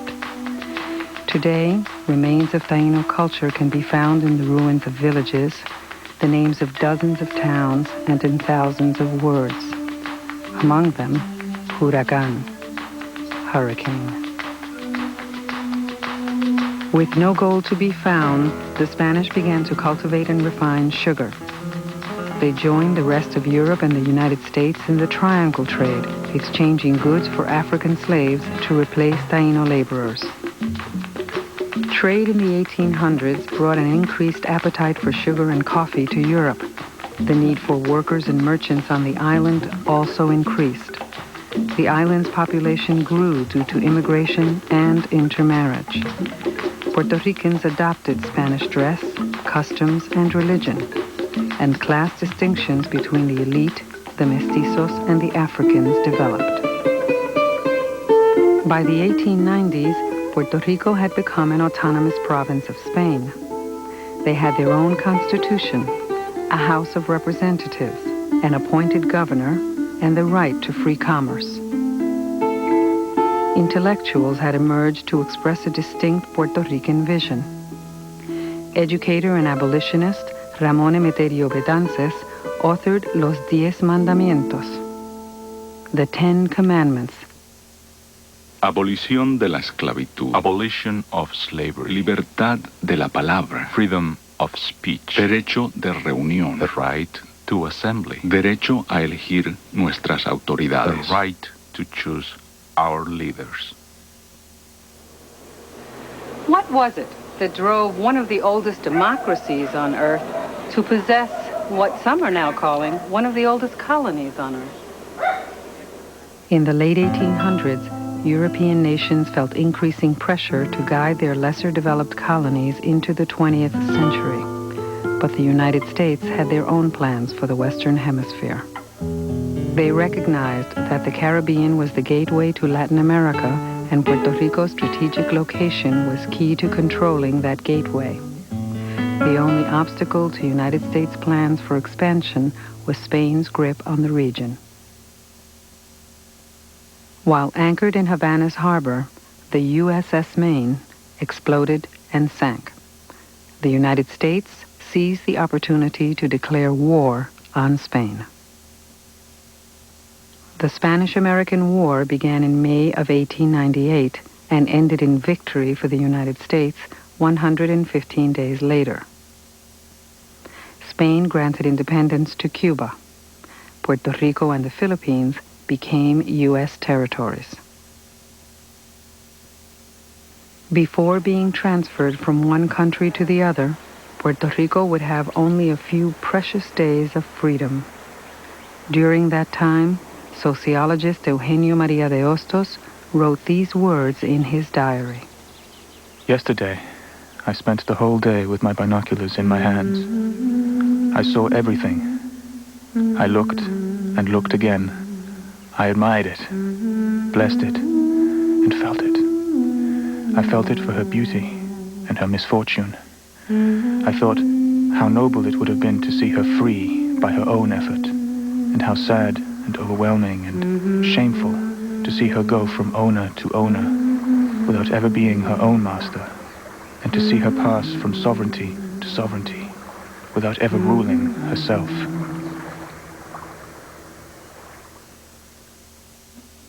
General Nelson A. Miles commandeered the invasion of Puerto Rico. 20 years earlier, he had led American troops into the Great Plains. It was Miles who arrested Geronimo. Later, he forced the Nez Perce Indians from their tribal homeland in Montana into Canada. The United States military carried with it into the Caribbean, into the Philippines, into Puerto Rico, into all of the places it went in the early 20th century.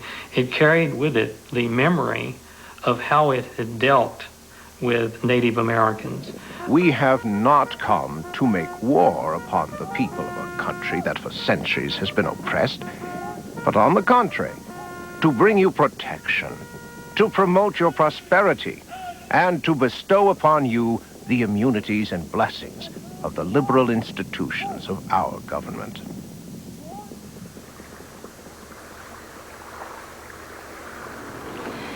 Steering his ships towards the port of Fajardo, Miles changed course in midstream and landed right here in the fishing village of Guanica.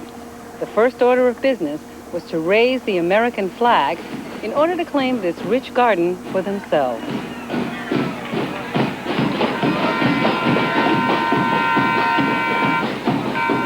Almost 100 years later, the anniversary of the invasion is marked by some who look upon Miles as an oppressor.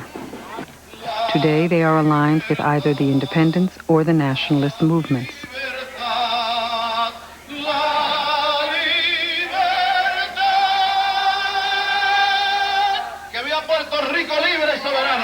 Those who look upon Miles as a liberator today align themselves with the pro-statehood movement.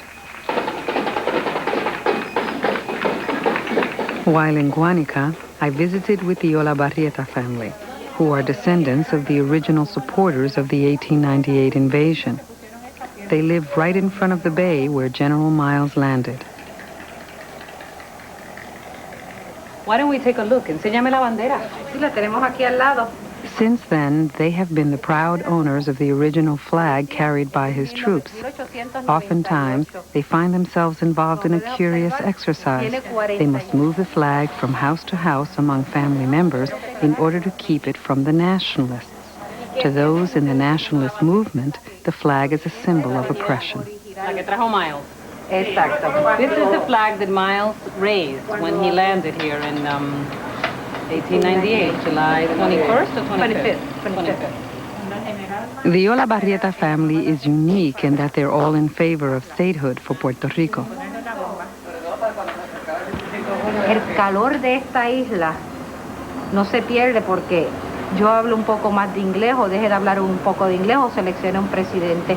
Lo que me hace ser a mí persona y puertorriqueña viene de tantas generaciones que aún con el cambio de gobierno no se pierde. No dejamos de ser puertorriqueños en el 1898 cuando entraron los americanos. Seguimos con nuestra idiosincrasia de pueblo.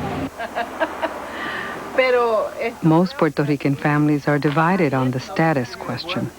For example, my grandfather was an independentista, my mother was for Commonwealth, and my grandmother was a true nacionalista. Yo también. Ella quisiera, por lo mismo que quisieras tú, que quisiera ella, que quisiera lo mejor, lo que más podamos obtener económicamente, sin sacrificar nuestra idiosincrasia, nuestro ser distinto, ser puertorriqueño. Todo lo más que podamos llegar sin sacrificar eso. Puerto Rico has 4 political parties. The Popular Democratic Party favors the status quo, Commonwealth. The New Progressive Party supports U.S. statehood for the island. The Nationalists also want liberty, but don't participate in the political process, protesting what they believe is an illegal colonial relationship. The variety of views about what is right for Puerto Rico emerges in the platforms of the island's official parties.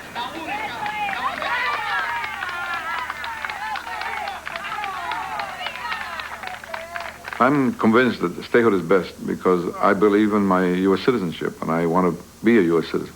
I think the first decision a Puerto Rican has to make is whether he wants to be a U.S. citizen or not. To try to be a U.S. citizen without the same rights, without the same obligations, it's a very frustrating relationship like we have now. We are a territory of the United States. We call ourselves a Commonwealth, but we're a territory. We're not self-governing. That is the biggest lie that Puerto Rico has ever been subjected to. We are a distinct nationality, and as a distinct nationality, we yearn for independence. If everybody became confused all of a sudden and 100% of Puerto Ricans opted for statehood, the big question is, what about 15 years from now? Will that nationality not yearn for independence? Then, as long as there's a nationality, there will be a struggle for independence, and it will only end when we have national sovereignty, independence. There are two main values in Puerto Rico, which are present in Commonwealth. One is the affirmation of the Puerto Rican personality, our identity as a people. We are not a minority, we are majority in our land. We have our own language, our own culture, and we don't want to be assimilated in any other culture. In the other way, we want social progress, economic development, the feeling of security that the American citizenship brings to our people and our freedom to travel with the U.S. citizenship. Y con unas florecitas que llevaron de Ceiba, donde se quedaron. Y ningún pueblo quiere ser esclavo. Y vamos a la independencia de Puerto Rico, lo vamos a hacer. Raquel, no te quepa la menor. There were similar divisions amongst Puertorriqueños under Spanish rule. They continued when ownership of Puerto Rico was transferred from Spain to the U.S. It was swelteringly hot. No Spaniard was present. After the signatures were all down on paper, Secretary of State John Day walked over to a huge globe, which is in the corner of the room, and he began to turn it slowly, and in the best real estate promoter's height, he said, "Now let's see what we get by all this."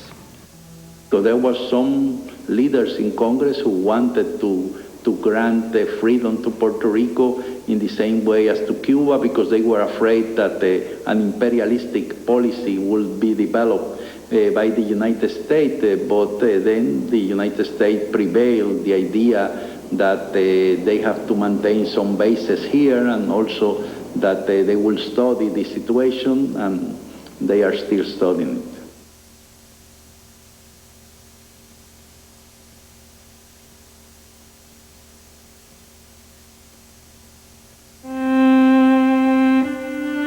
Bowed by the weight of centuries, he leans upon his hoe and gazes on the ground, the emptiness of ages in his face, and on his back the burden of the world.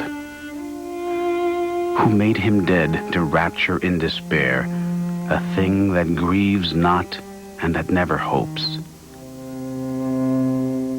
O masters, lords, and rulers in all lands, how will the future reckon with this man, when this dumb terror shall rise to judge the world after the silence of the centuries?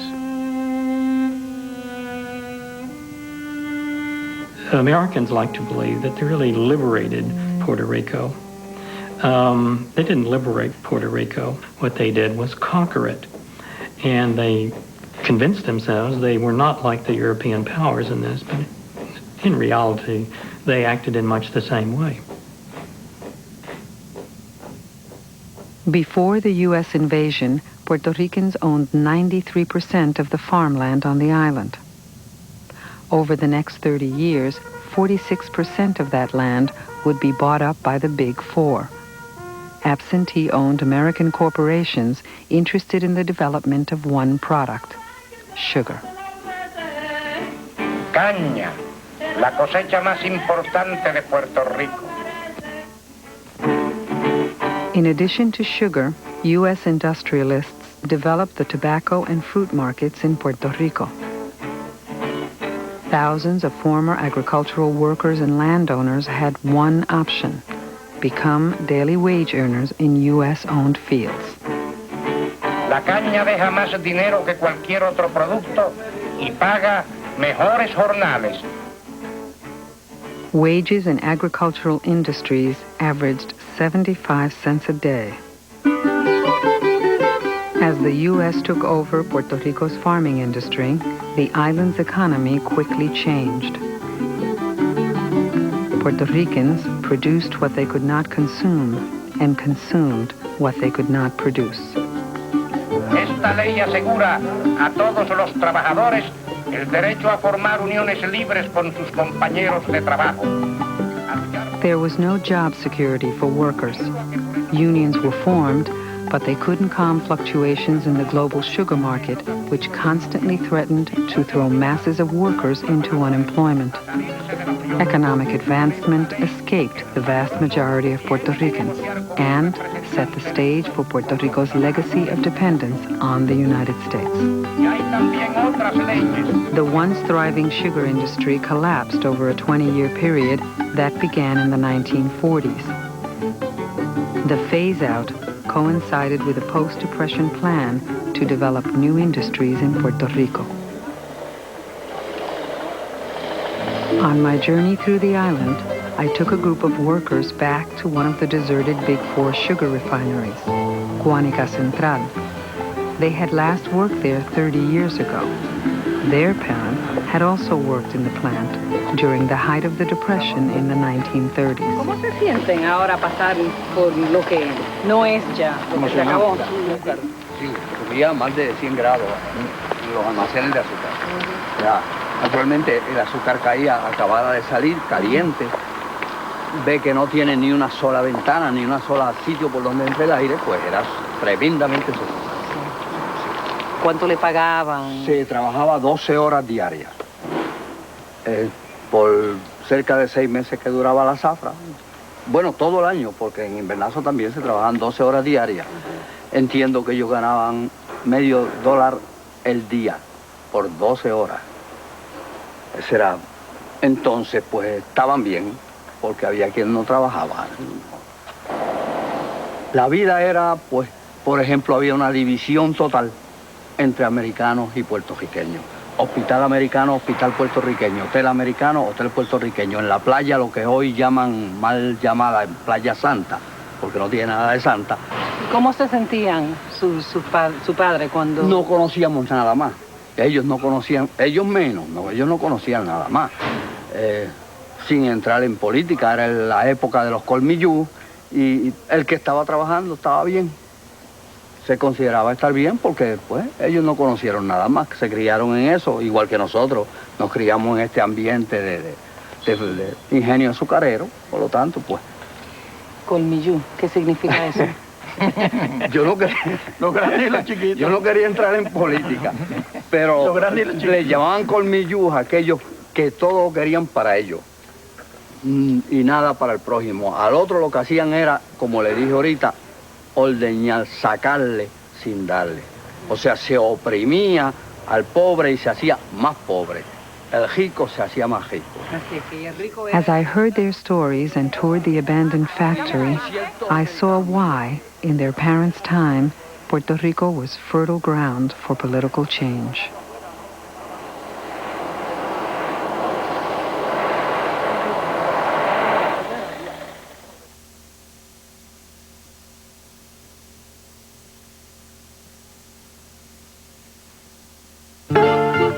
Luis Muñoz Marin's career in politics began in 1920 when he joined the Socialist Party in Puerto Rico. He was the son of Luis Muñoz Rivera, who authored the Spanish Charter of Autonomy in 1897.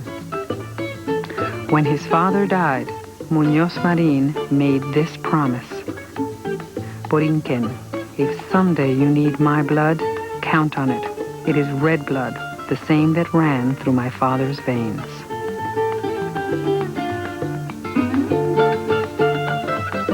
As a young man, Luis Muñoz Marin spent 12 years in the United States, living in New York's Greenwich Village. In the cafes of the village, Muñoz Marin began to shape his dream for Puerto Rico's future. By the time he left in 1931, he defined himself as an economic socialist and radical nationalist, committed, above all, to independence for Puerto Rico. His granddaughter explains. He felt a moral obligation to do something about Puerto Rico because Puerto Rico, Spain lost that war with the United States, and Puerto Rico, well, fue regalado. It's just, Spain just gave us away to the United States. And he grew up in that era and that mentality. He wanted to change, fundamentally change the way we see ourselves. After over 400 years of domination and poverty, Muñoz Marin saw that Puerto Ricans had grown passive and were helpless to challenge the entrenched political system. If they were to succeed in their fight for independence, they would have to do it on a full stomach. He wanted to participate in Puerto Rico's destiny. He made a huge sacrifice in pushing the cause of let's try to lift as many people out of poverty as we can. Let's start with that. Poverty and education and health care and housing. We'll start with that, and that will take a long time. In the 1932 election, Luis Muñoz Marin voted for the nationalist candidate Pedro Albizu Campos. Pedro Albizu Campos had returned from Harvard Law School to Puerto Rico in 1921 to stake his claim on Puerto Rico's future. He was born in one of Puerto Rico's poorest barrios, the illegitimate son of a white merchant and black servant woman. A brilliant student, he attended Harvard College on a Rotary scholarship. Like his contemporary Muñoz Marin, he believed that the only solution for his country's problems was self-determination. He called dependence on the United States a political illness. Pedro Albizu Campos said, self-sufficiency is good. We can take care of ourselves. We can go back to the land. That Puerto Rico is rich and that we can be self-sufficient if we work hard. He was about work ethic. He was about working hard. He was about taking away the chains of dependency. If you look at what Muñoz Marin and Albizu Campos were talking about in the 1930s, these two very remarkable persons were essentially talking about the same things, about what had happened to Puerto Rico and why it had come about and what was needed and needed to be done. But they followed separate paths. In 1930, the Nacionalistas elected Pedro Albizu Campos president of the party. He immediately made his plans clear. Take your country back, he told them. Then we'll fix it ourselves. Aquí nadie tiene derecho a ejercer ninguna autoridad que no emane directamente de Puerto Rico. Y los yanquis no quieren que Puerto Rico se constituya en una nación libre, soberana, independiente. Y hasta tanto Puerto Rico no sea libre, soberano, independiente, y confiera autoridad a alguien, nadie tiene ninguna autoridad en Puerto Rico. Ni jueces, ni fiscales, ni policías, ni gobernadores, ni ningún charlatán en Puerto Rico.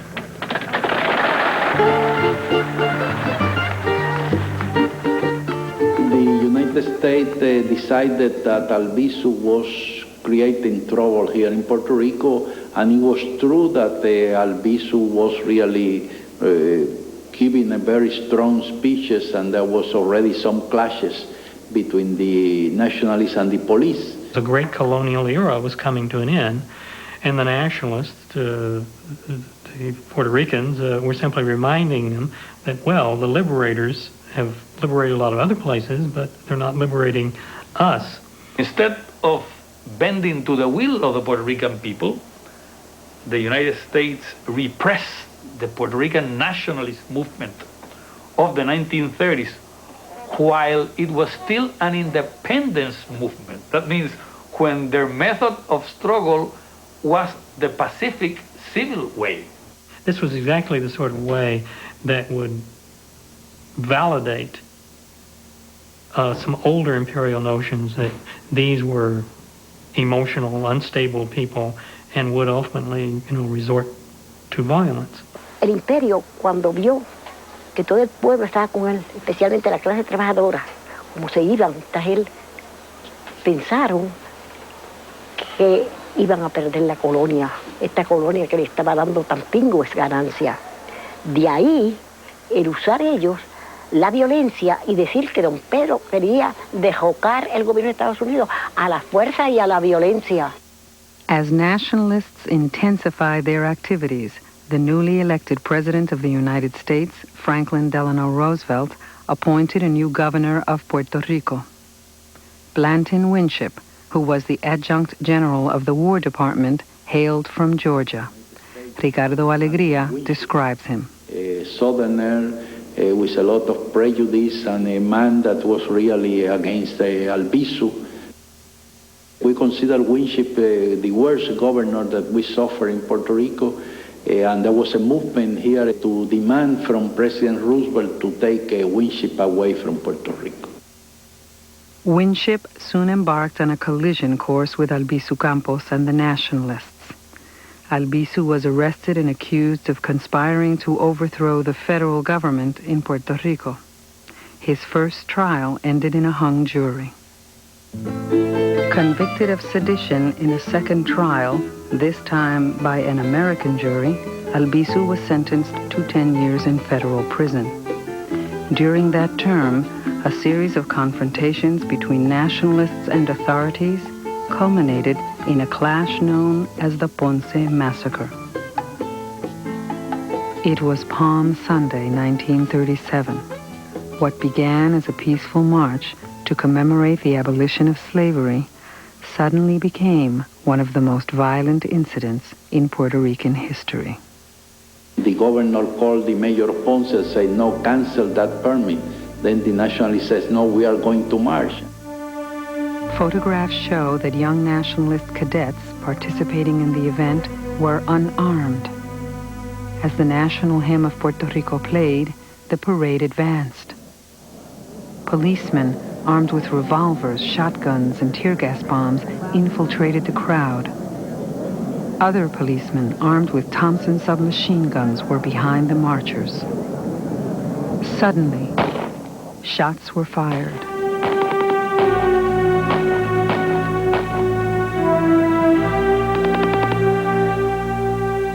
When it was over, 20 were dead, and over 150 lay wounded. Children were murdered right there in that 3 blocks from here. Children, and I don't mean in an abstract way. Children, flesh, children, women. My father, he was a nationalist already. My mother, she came dressed in white because she was from las enfermeras de la República, the nurse. And she went back to home in red because she had to crawl over the dead bodies or the ones who were already killed. Well, the Ponce Massacre was a turning point because it offered to the nationalists a particularly affirmation of what some of them had been saying for a long time, that really their use of violence would be justified in the future simply because this was the context in which the U.S.-Puerto Rican relationship had taken shape. It meant that this seed of violence really would germinate, and the justification for it would survive.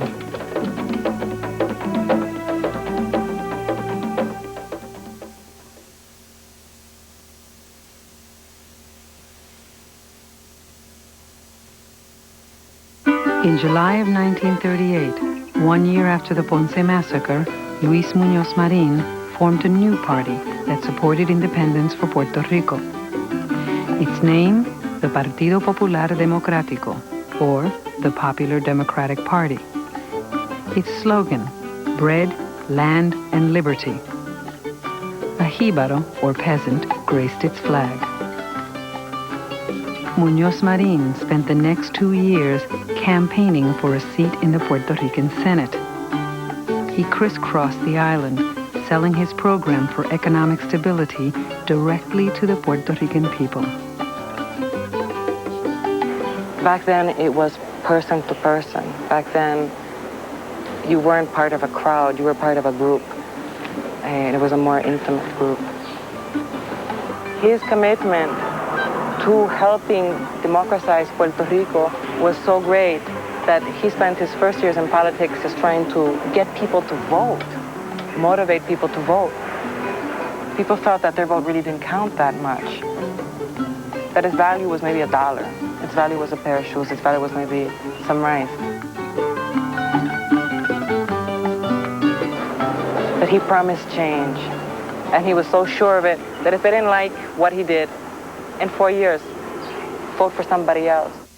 In 1940, an acquaintance of Muñoz Marin's became Chancellor of the University of Puerto Rico. Rexford Tugwell was a member of President Roosevelt's New Deal Brain Trust and a progressive thinker. Although he did not favor independence for Puerto Ricans, he believed that they should have more autonomy and the right to elect their own governor. Tugwell realized the importance of basic economic reform. His book, The Stricken Land, described living conditions in Puerto Rico. Wages were miserable, living costs high, housing as bad surely as any in the world. People half-starved on a diet inherited by tradition from the days of slavery, and sick with all the diseases to which malnourished and ill-housed people are subject in the tropics. Just before the 1940 elections, the United States put pressure on the Popular Democratic Party to turn away from the fight for independence. In response, the PDP declared that status is not an issue and narrowed its focus to social and economic reform. Running on this platform, Luis Muñoz Marin was elected to the Puerto Rican Senate and became its president. In 1941, on Muñoz Marin's recommendation, President Roosevelt appointed Rexford Tugwell governor of Puerto Rico. Working together, Muñoz Marin and Tugwell tackled the first task at hand, land reform. They immediately began a program in which land was distributed to thousands of Puerto Ricans, small plots that were given to them to be used by them and their families. It was not the situation before in which they used to live as agregados in a farm that they didn't belong to them and they could be expelled at any moment. So for many thousands of Puerto Rico, they became land owners for the first time in their family history. El trabajar es honor aquí en el mundo entero, por tal motivo yo quiero lo mismo en llano que en rico. Tugwell and Muñoz Marin continued to work together to implement programs that would lift Puerto Rico out of poverty and into a new industrial era. As U.S. corporations took over management of island-owned businesses, Muñoz Marin began to see the handwriting on the wall.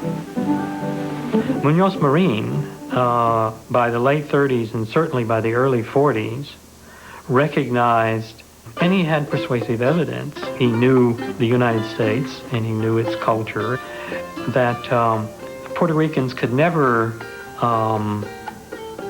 resolve their needs, really, by simply debating independence or statehood, that they needed to follow a different route. World War II provided an opportunity for Muñoz Marin to more closely align Puerto Rico with the United States. As 65,000 Puerto Ricans served in U.S. armed forces around the globe, Muñoz Marin began to shape a different kind of alliance with the United States. Los puertorriqueños estamos desarrollando y estableciendo la democracia en el campo de nuestra vida económica en pleno desarrollo de justicia para las masas de nuestro país. pueblo de Puerto Rico está luchando esta guerra en defensa de los principios de la democracia, con la cooperación entera del presidente Roosevelt y del gran pueblo de los Estados Unidos. Puerto Rico aumenta la producción. El gobierno ha aumentado la producción de nuestra isla con nuevas industrias, nuevas cosechas, la cría de mejor ganado y demás productos agrícolas. In 1947, the U.S. launched an economic program in Puerto Rico to create new income-producing businesses. Operation Bootstrap was designed to attract American industry to the island and employ Puerto Ricans. In 1945, when the immense majority of the Puerto Rican people again wanted to opt for independence, the United States, in effect, told Luis Muñoz Marin, either you opt for another way out or we won't support you anymore. That's what in fact changed Muñoz Marin's mind. It was not the fact that Muñoz suddenly became a convert against independence. It's the fact that he was faced with that ultimatum, directly or indirectly, by the United States government. So either you govern Puerto Rico or you stop being an independentista. Well, the way out for Muñoz was very simple. He stopped being an independentista. In 1948, the Puerto Rican legislature passed Law 53, known as La Ley de la Mordaza, or the Muzzle Law. This unconstitutional gag law forbade nationalists from speaking or gathering in public or writing about their views. It would later be amended to make membership in any nationalist organization unlawful. After 50 years of U.S.-appointed leadership, the U.S. Congress permitted Puerto Ricans to choose their own governor. In 1949, carrying over 60% of the vote, Luis Muñoz Marin became the first governor of Puerto Rico to be elected by his own people.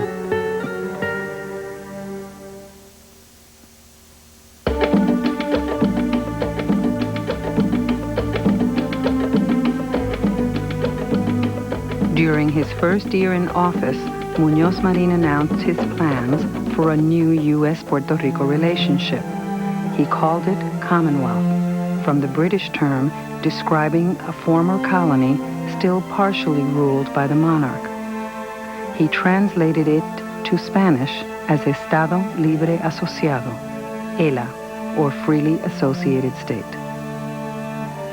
In July of 1950, President Truman signed ELA, now known as Commonwealth, into law. The nationalists retaliated in a series of uprisings. 20 towns across Puerto Rico were hit. At least 32 people died in savage gun battles in 8 towns throughout the island. Principal target was the governor's palace at San Juan. 5 armed nationalists drove up to the main gate, one of them carrying a submachine gun, and blasted away. Part of their gunfire ripped through the UN flag on the balcony, narrowly missing Governor Luis Marin, who was sitting near the window beyond. Nor was the terror of a tiny minority to be confined to Puerto Rico.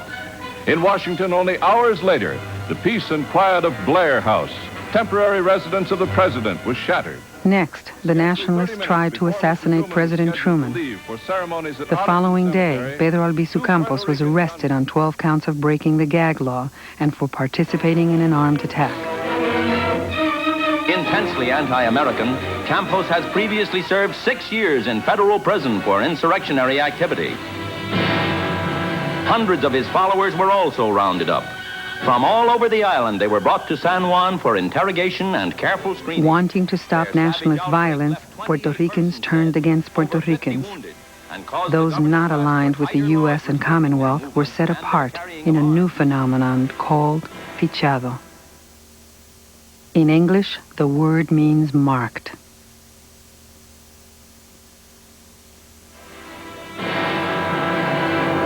Meanwhile, hundreds of thousands of Puerto Ricans go to the polls and register. With Puerto Rico's future at stake, Muñoz Marín urged voters to cast their ballots for Commonwealth. His party's platform was clear. A vote for Commonwealth is a vote against communism. That still beset this I think Muñoz Marín was manipulating the Americans into believing that what he would do for Puerto Rico, if they adopted essentially his plan, it would quell forever the sort of explosiveness and resentments associated with the relationship. The Americans doubtless manipulated him in the sense of making him believe that they accepted him as an equal, that he was different. He was a Puerto Rican who understood the complexities of the relationship. Don Pedro Albizu Campos always used to say that Americans were not interested in the birds, they were interested in the cage. They were interested in the geopolitical position of Puerto Rico, but there were many birds around, there were many Puerto Ricans around. In spite of nationalist and independentista opposition, 2/3 of the electorate voted for Commonwealth. On the 54th anniversary of the U.S. invasion of Puerto Rico, the celebration of this new relationship began. My view is that it was a cosmetic change in the relationship, that the colony remained, and that even though in Spanish the term is Estado Libre Asociado, freely associated state, and in English, of course, Commonwealth, at bottom, at the center, is still the sort of relationship that is as much colonial as it ever was. I think my grandfather would have preferred that Commonwealth be the stepping stone to independence, because he wanted independence originally.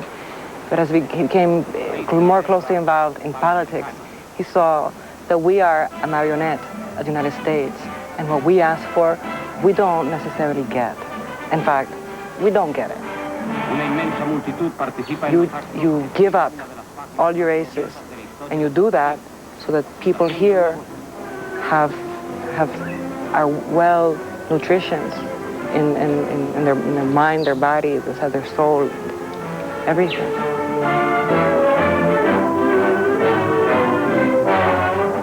In the end, Muñoz Marín could not deliver on his promise to end nationalist violence.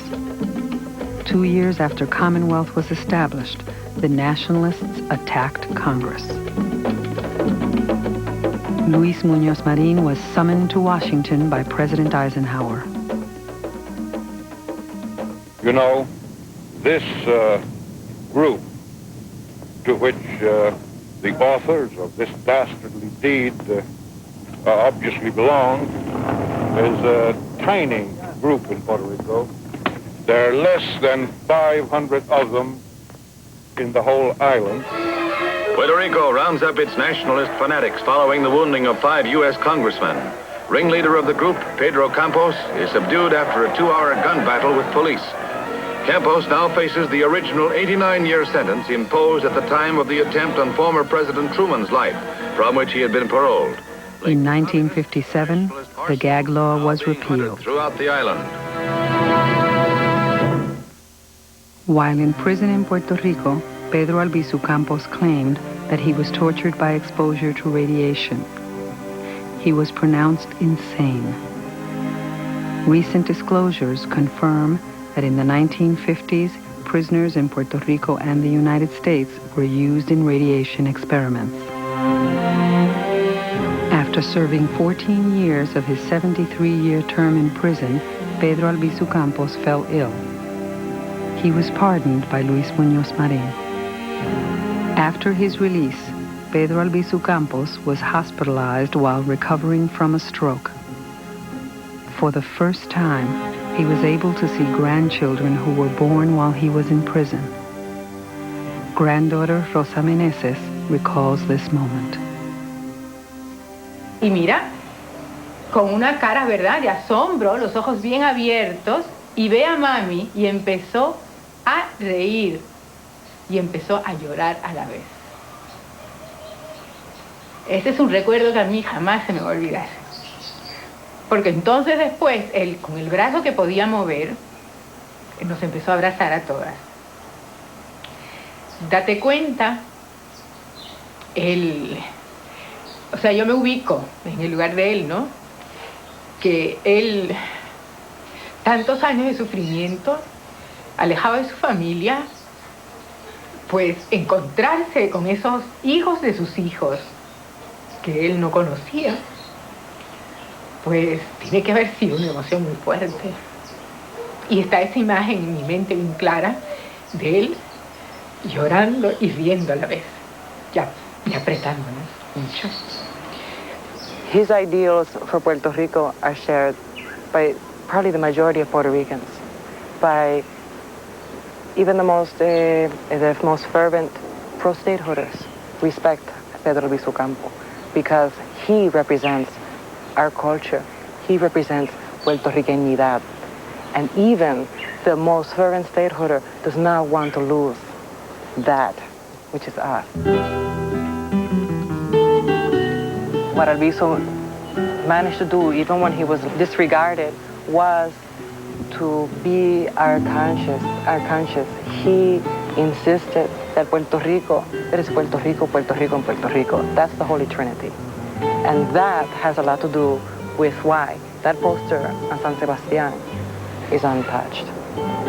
Why it rains and people throw beer and people urinate and people lean against the walls in these passionate kisses, but never on that poster. I mean, Albizu Campos and the other nationalists inevitably had to be in conflict with the United States. But the conflict essentially was cultural, that Albizu Campos and the nationalists, I think, probably have a much better grasp of Puerto Rican identity and what can be lost through this process of connection to the United States.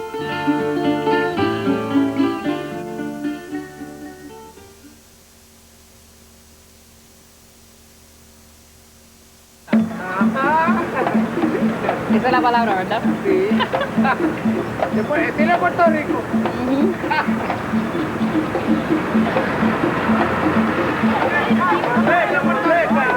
As a child, my mother cautioned me, learn English, querida, but never, never forget your Spanish. It's the language your grandparents speak. It's your heritage. Well, when I came to this school, they said, you're an American now, and here we speak English. Forget your Spanish. I heeded my mother's advice. I learned English, and I didn't forget my Spanish. But standing here, I can still remember being ridiculed by my teachers and sometimes even hit if I mistakenly uttered a word in Spanish.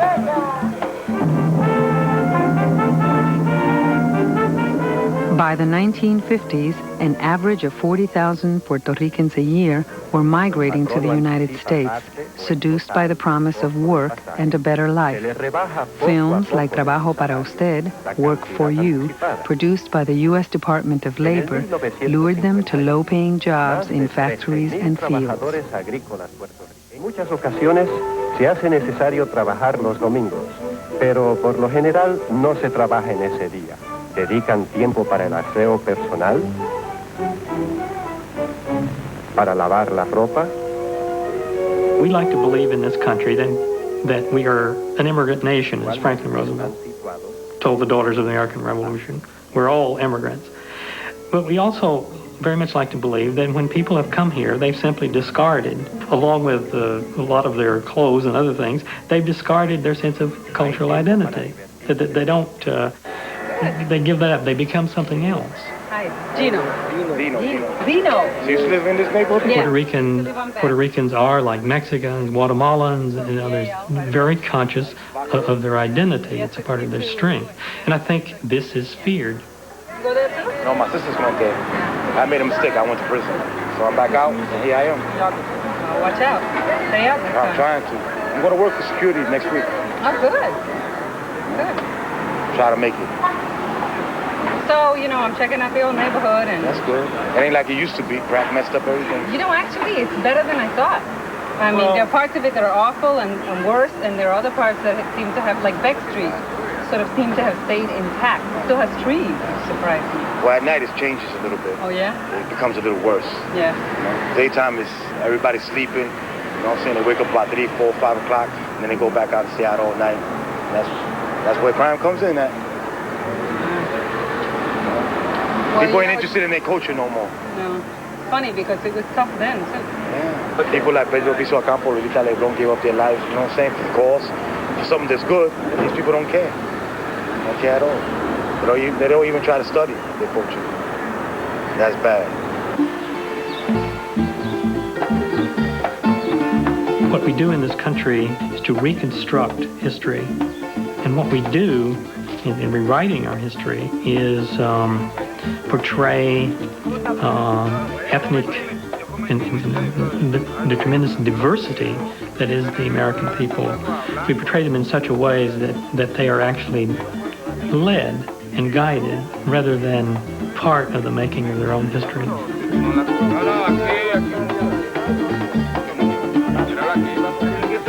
The greatest harm that we have done to Puerto Ricans is to take away from them, or at least discourage them from seeking their own identity in themselves, in who they were, in their own heritage, their own past. That is, we have denied to them something that we professedly deny to no one, and certainly that we do not deny ourselves.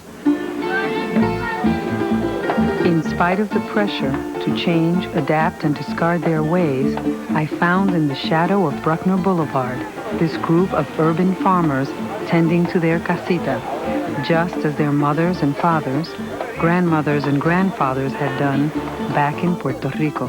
Papas, cebolla, tomates.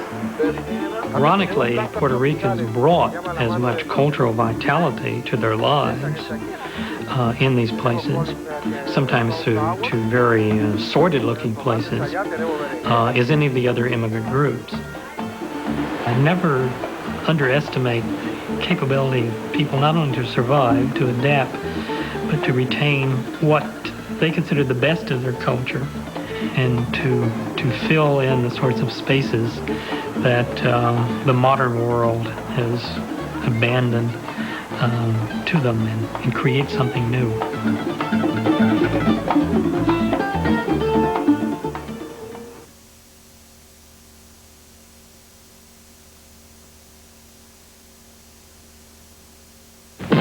In 1959, Hawaii and Alaska became states, making statehood for Puerto Rico a greater possibility.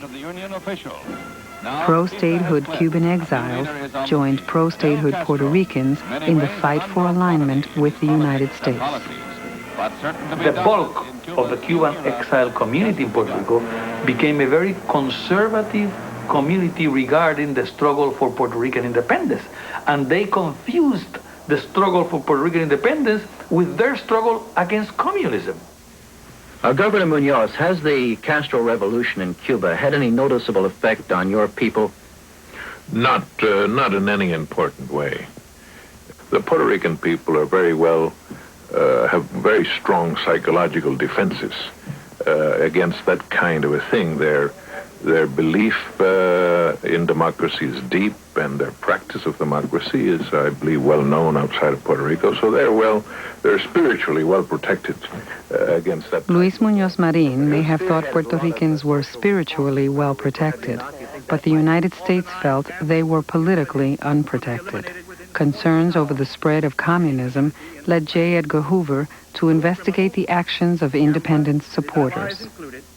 J. Edgar Hoover was a person who went after vulnerable types to enhance the reputation of the guy. And who could be more vulnerable than outspoken political leaders who had made it quite clear that what Puerto Rico obviously needed was something much different than what the United States offered. As long as the United States looked at us as their enemies, there was going to be persecution. Even though that violated the American Constitution, even though it violated all things the Americans said they stood for, even though that persecution was perpetrated without telling the American people about it. Pro-independence activities increased in reaction to the growing pro-statehood movement. In 1962, Juan Maribras, president of the newly formed Puerto Rican Socialist Party, took a proposal to the United Nations to force a decision on Puerto Rico's status. It would be 5 years before the U.S. granted Puerto Rico permission to bring the issue to a vote. No soy yo tu fuerza, esa es tu fuerza, tú mismo eres tu fuerza. In 1964, after 16 years as governor, Luis Muñoz Marín announced his retirement. Me voy de un castillo para regresar a las veredas y a los batalles de Puerto Rico. Commonwealth was not the stepping stone to independence Muñoz Marín had hoped for.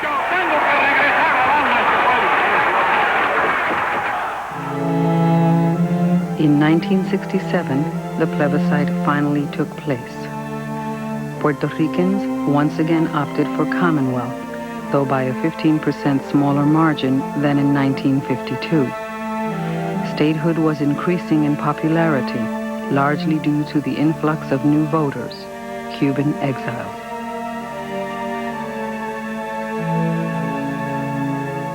The next year, in 1968, the Statehood Party won control of the Puerto Rican legislature. Luis Ferré, the son of Cuban exiles and a statehood supporter, was elected governor.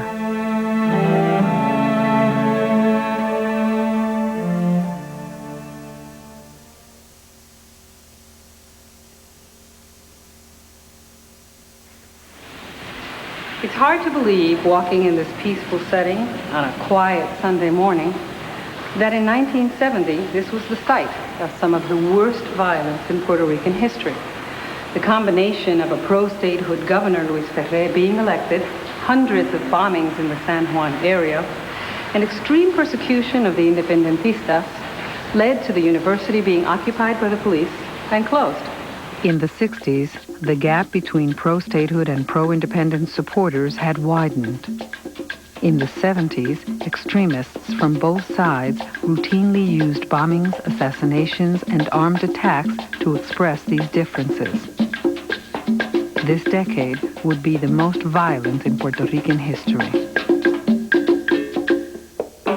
I think it can be argued that the 70s was the end of the U.S. empire in the Caribbean for a number of reasons. One, the loss of that old assurance and certainty.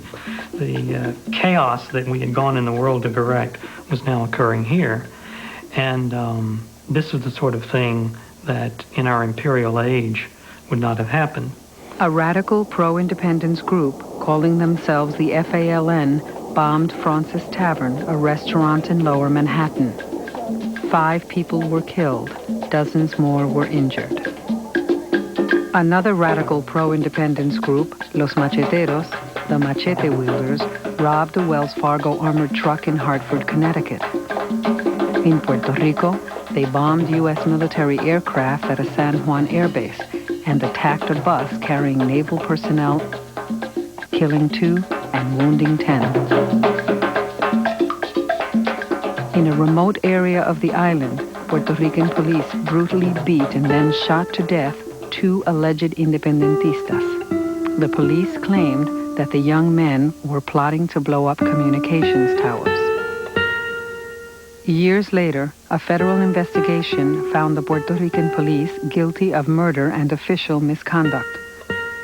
The families of Arnaldo Darío Rosado and Carlos Soto Ariví were awarded over $500,000 in damages.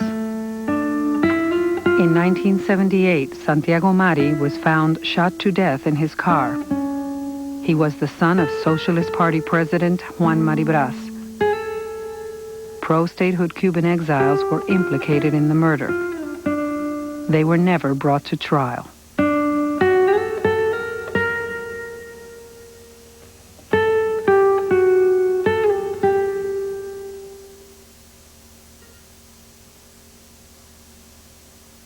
Throughout the conflict and violence of the 70s and the early 80s, connections between Puerto Ricans on the island and in the States remain strong.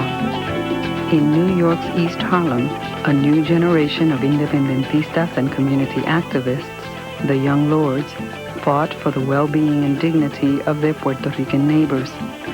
I can remember when they set up lunch programs for kids and tested adults for tuberculosis. 25 years later, I met with former young lords in front of the People's Church, the site of many of their demonstrations. Back then, Geraldo Rivera was the young lord's lawyer, Denise Oliver, the vice chair. Felipe Luciano served as chair of the young lords. Hey, it's a long way from 116th Street. Remember? I remember. Our lawyer. Yes. Do you remember Tell me about those times. the march? Felipe and Denise led a march right down Lexington Avenue. From the top of that hill, I looked back down Lexington Avenue, and for as far as the eye could see, there were people marching with us. I think we were headed for the United Nations, if I'm not mistaken. And to me, that was the high water mark of the movement of self-expression in the Puerto Rican community. The young lords were famous for the dramatic protests they organized against the city. Their offensives gave New York a run for its money. We had a Gouverneur Hospital offensive, and we were thinking of taking over Gouverneur Hospital. To make a long story short, cop pushed me, I pushed him back, and it was some sort of altercation. I had to run, and they were chasing me, and they were like on a mission.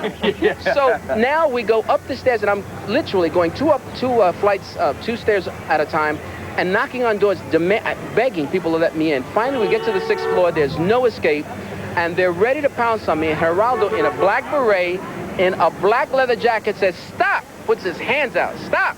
He's my client." Yeah. So, are you going to arrest this man? No? We're leaving. And we literally left the Gouverneur Projects without a scratch. In a community that had been neglected and forgotten, the young lords brought new hope to Puerto Ricans of all ages.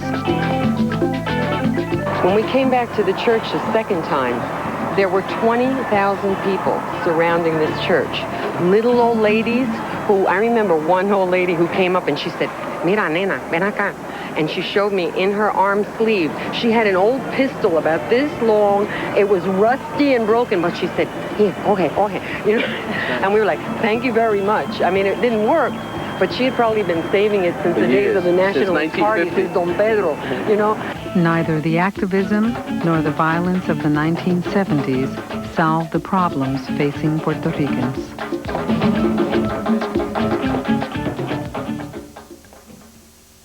At the time of Luis Muñoz Marin's death in 1980, Puerto Rico was in a kind of limbo, without a unified vision or a charismatic leader to point the way. The rifts between parties were wider than ever. Despite these political divisions, the entire country was paralyzed with grief. I think it was an end of an era when my grandfather died. The lines of people coming to the Capitol went around the Capitol building. The flag that was on the casket is full of lipstick. And when it was first given to my grandmother after it was at the Capitol, it just smelled like everything. It smelled like cologne, like perfume, like sweat, like cigarettes, like rum. Because people soaked into that flag. And people, when they came to give my grandmother their condolences, they would even say, "I'm not a popular, but I loved your husband so."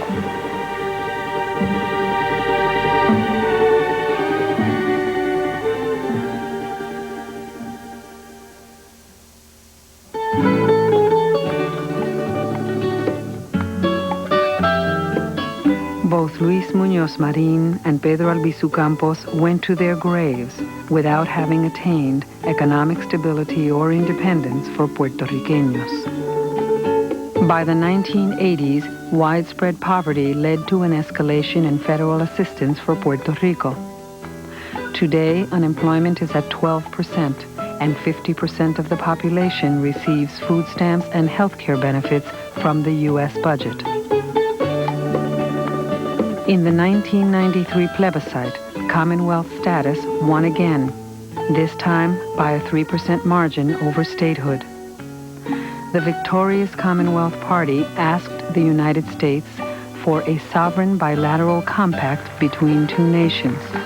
In simple terms, Puerto Rico would gain independence, except except in the areas of defense and U.S. security. Puerto Ricans are still waiting for a response. Despite our diverse political views, a single thread unites Puerto Ricans: the conviction that our culture must be preserved. It is crucial to our dignidad. So there's that beautiful sky and that beautiful vista. What's your vista for the future of Puerto Rico? Well, yo quiero que I would like Puerto Rico to maintain its own culture. I mean, culture doesn't mean that we are going to be exactly as we are today or we were yesterday. Culture has to evolve and be dynamic, but that our values, the main values, will be maintained, and that Puerto Rico will be a sovereign country as an independent republic or politically associated with dignity to the United States. My vision for Puerto Rico is that we go back to an idea. We've never been there before, but we go back to an idea that we've had for generations, which is that we are the only Puerto Ricans on the face of the earth. This does not repeat itself, that we have to take care of ourselves. Because if we disappear from the face of the earth, there will never be another Puerto Rican. And just as we had indigenous people here who were wiped out by some of our ancestors, we're wiping ourselves out with the way that we depend too much on United States to help us.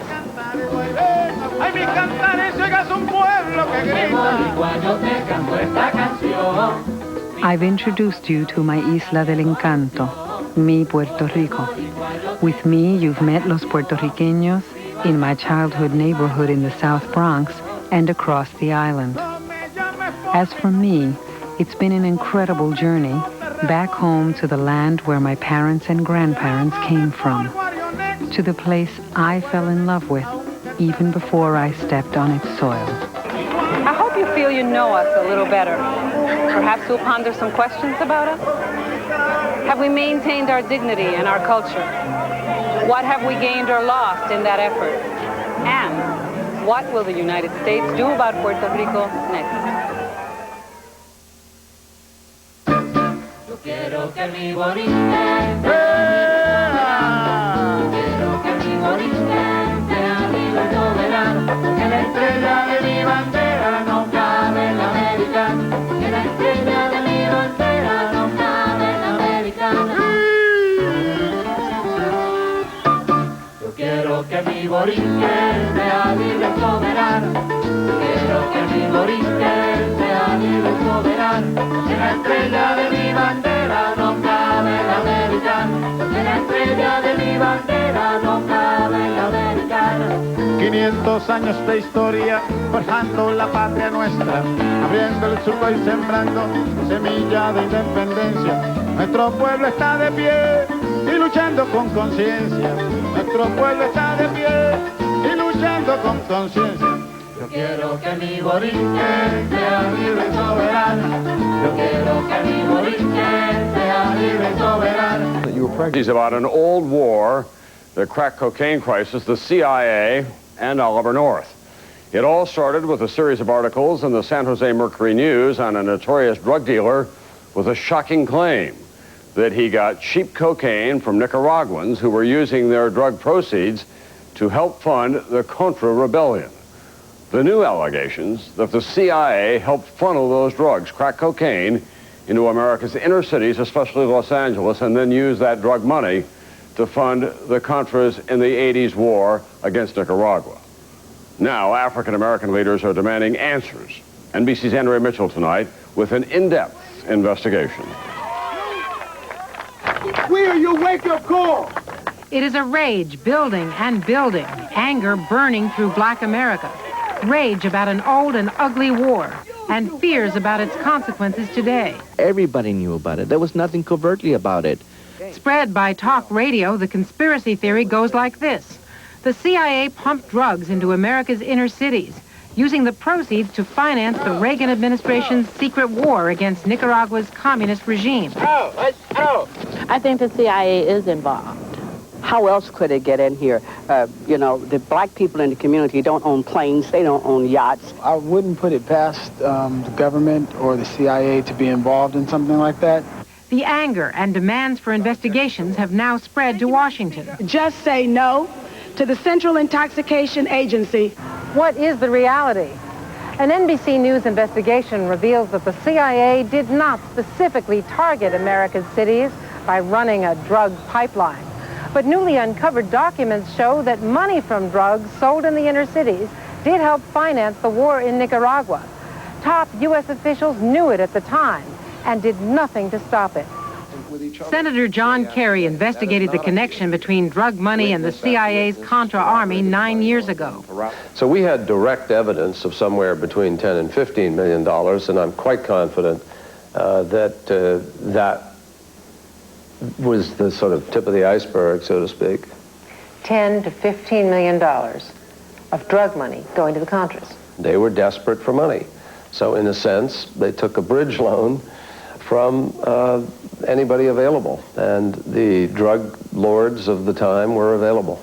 At the time, most people focused on the illegal Contra war, not the cocaine connection. One who did, historian Peter Kornblum. Pilots that were being paid by the CIA and other agencies of the U.S. government to ferry arms and material to the Contras were turning around and filling their planes with drugs and flying back to the United States. How does he know? The trail leads to Oliver North, who ran the Contra war out of the White House. His own diaries, memos, electronic mail. July 12, 1985. North's handwritten notes about an arms supermarket say $14 million to finance came from drugs. August 9, 1985. Again, North's diary. Honduran DC-6 is probably being used for drug runs into the U.S. 1986, 1 year later. This White House email from North seeking pardon, clemency, deportation, reduced sentence. General convicted of trying to smuggle 3/4 of a ton of cocaine into the U.S. North said he wanted special treatment for him to stop him from, quote, spilling the beans about the CIA's war. Same pilots, same airstrips, same airplanes, carrying guns and drugs at the same time. And people knew it. Did the State Department look the other way? Yes. Did the DEA? The Justice Department clearly knew about it because we delivered this information to them and asked them to investigate. Oliver North, now a talk radio host.